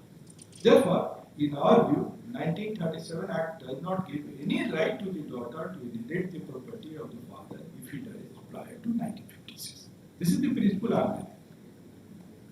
Mr. S.G. Deshmukh, learned counsel, further submitted that by virtue of section 6 and 8 of the Act of 1956 and by adopting a progressive interpretation, a doctor would have inheritance right since he falls in class 1 of section scheduled to the Act. We are afraid that said submission can be accepted for the simple reason that in the present case the inheritance opened when the Asant Rao expired on 10th June 1952, which prior to 1956, and the Act of 1956 would apply if the person dies 17th June 1956, when the Act of 1956 came into force.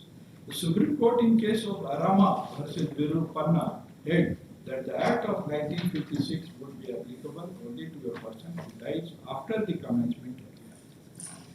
In this connection, it is relevant to reproduce para 4 and 5 of the said judgment, which is relevant. Nothing in the language of the section to suggest that it has a retrospective operation. The word property of a male Hindu dying intestate and the word shall devolve occurring in this section make it very clear that the property whose devolution is provided for by the section must be the property of a person who died after the commencement of Hindu service. Reference may be made in this connection to section 6 of the Act. There is nothing in when a Hindu dies after the commencement of this Act, having at the time of death of interest in the Matakshara property, his interest in the property shall devolve by survivors, not by surviving members of the property, not in accordance with this Act. Provided that if the deceased had left him surviving a female relative specified in class 1 of schedule or a male relative specified in that class who claims through such female relative, the interest of the deceased in the Mitakshara property shall devolve by testamentary or intestate succession as the case may be under this Act and not by the survivors. It is clear from the express language of this section that it is applied only to the compulsory property of the male who died after the commencement of the Act. It manifests that the language of the section 8 must be construed in the context of section 6 of the Act. We accordingly hold that the provisions of section 8 of the Hindu Succession Act are not retrospective, in operation, and when a male Hindu died before the Act came into force, that is when the succession opened before the Act, section 8 of the Act will have no application. Therefore, in the light of the above Supreme Court decision, we reject the contention of Mr. Deshmukh to make provisions of section 6 and 8 of the Act applicable to the co-partner who died before 1956. If the contention of the Mr. Deshmukh learned counsel is accepted, then it would amount to giving a retrospective effect to the 1956 in a case where the succession opens prior to 1956. Section 1 of the 1956. This is in relation to co-pastory properties. I agree. Here our case was assuming, that it was a petty, it is a joint property, having though they recorded in the name of exclusively in the name of. That is not the finding. Finding is that there was a partition, it was the exclusive property of Tata. That is the finding. Which we are not inclined to disturb. Lord, may kindly appreciate. That is the finding, that's why we are in the second appeal. No, that on that finding you are not in the second appeal. My Lord, Your second appeal is admitted for a specific question of law, and that question of law you have read. yes, my Lord, may kindly appreciate. If my Lord will hold that my Lord the daughters have right prior to, but even if the Radha Mato died prior to 56, then only my Lord they have the right. Certainly then only they. But my Lord, may kindly appreciate. Therefore, this judgment, which is dealing essentially with a co-pastory property, may not have a bearing. You may be having other Supreme Court judgments on this, Yes. but this judgment is not going to help. I will be arguing on this point, sir. Today, my Lord, it's already 1:30. Put up in some other day. No, tomorrow. We will hear in continuity, Mr. Sharma, these women's right to property, one case facts are, I'm just getting confused with the facts of the No, case. I'm only asking that Tomorrow. let it be tomorrow. Yes, tomorrow. I'm not asking for time. Yes, At least, my Lord, that much. at least continuity should be there. There is Yes, I'm ready. essay number 187 of 2008. The Learned Council for the Appealant has read the finding of the Learned Trial Court, wherein the Learned Trial Court has recorded a specific finding that that there was previous partition and the property in Khata number 57 was the exclusive property of Radha Mehto, only Radha Mehto. Gives you Yes. 57 half of 56. Both they have recorded. We are only concerned with 57. The Learned Council has submitted that, considering the nature of substantial question of law, the case is related only with Khata number 57, which was sold by the daughters of Radha Mohan, namely Boni Devi and Bilasu Devi. Radha Mehta. That is Boni Devi and Bilasu Devi.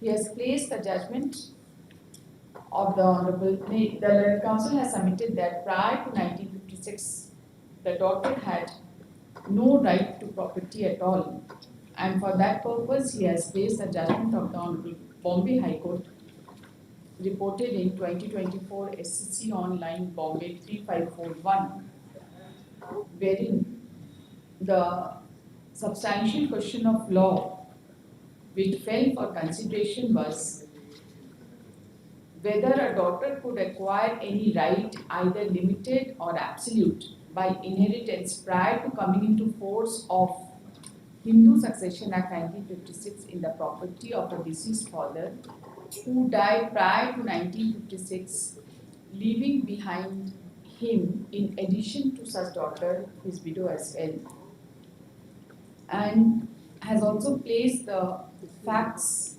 of the same case from paragraph 2,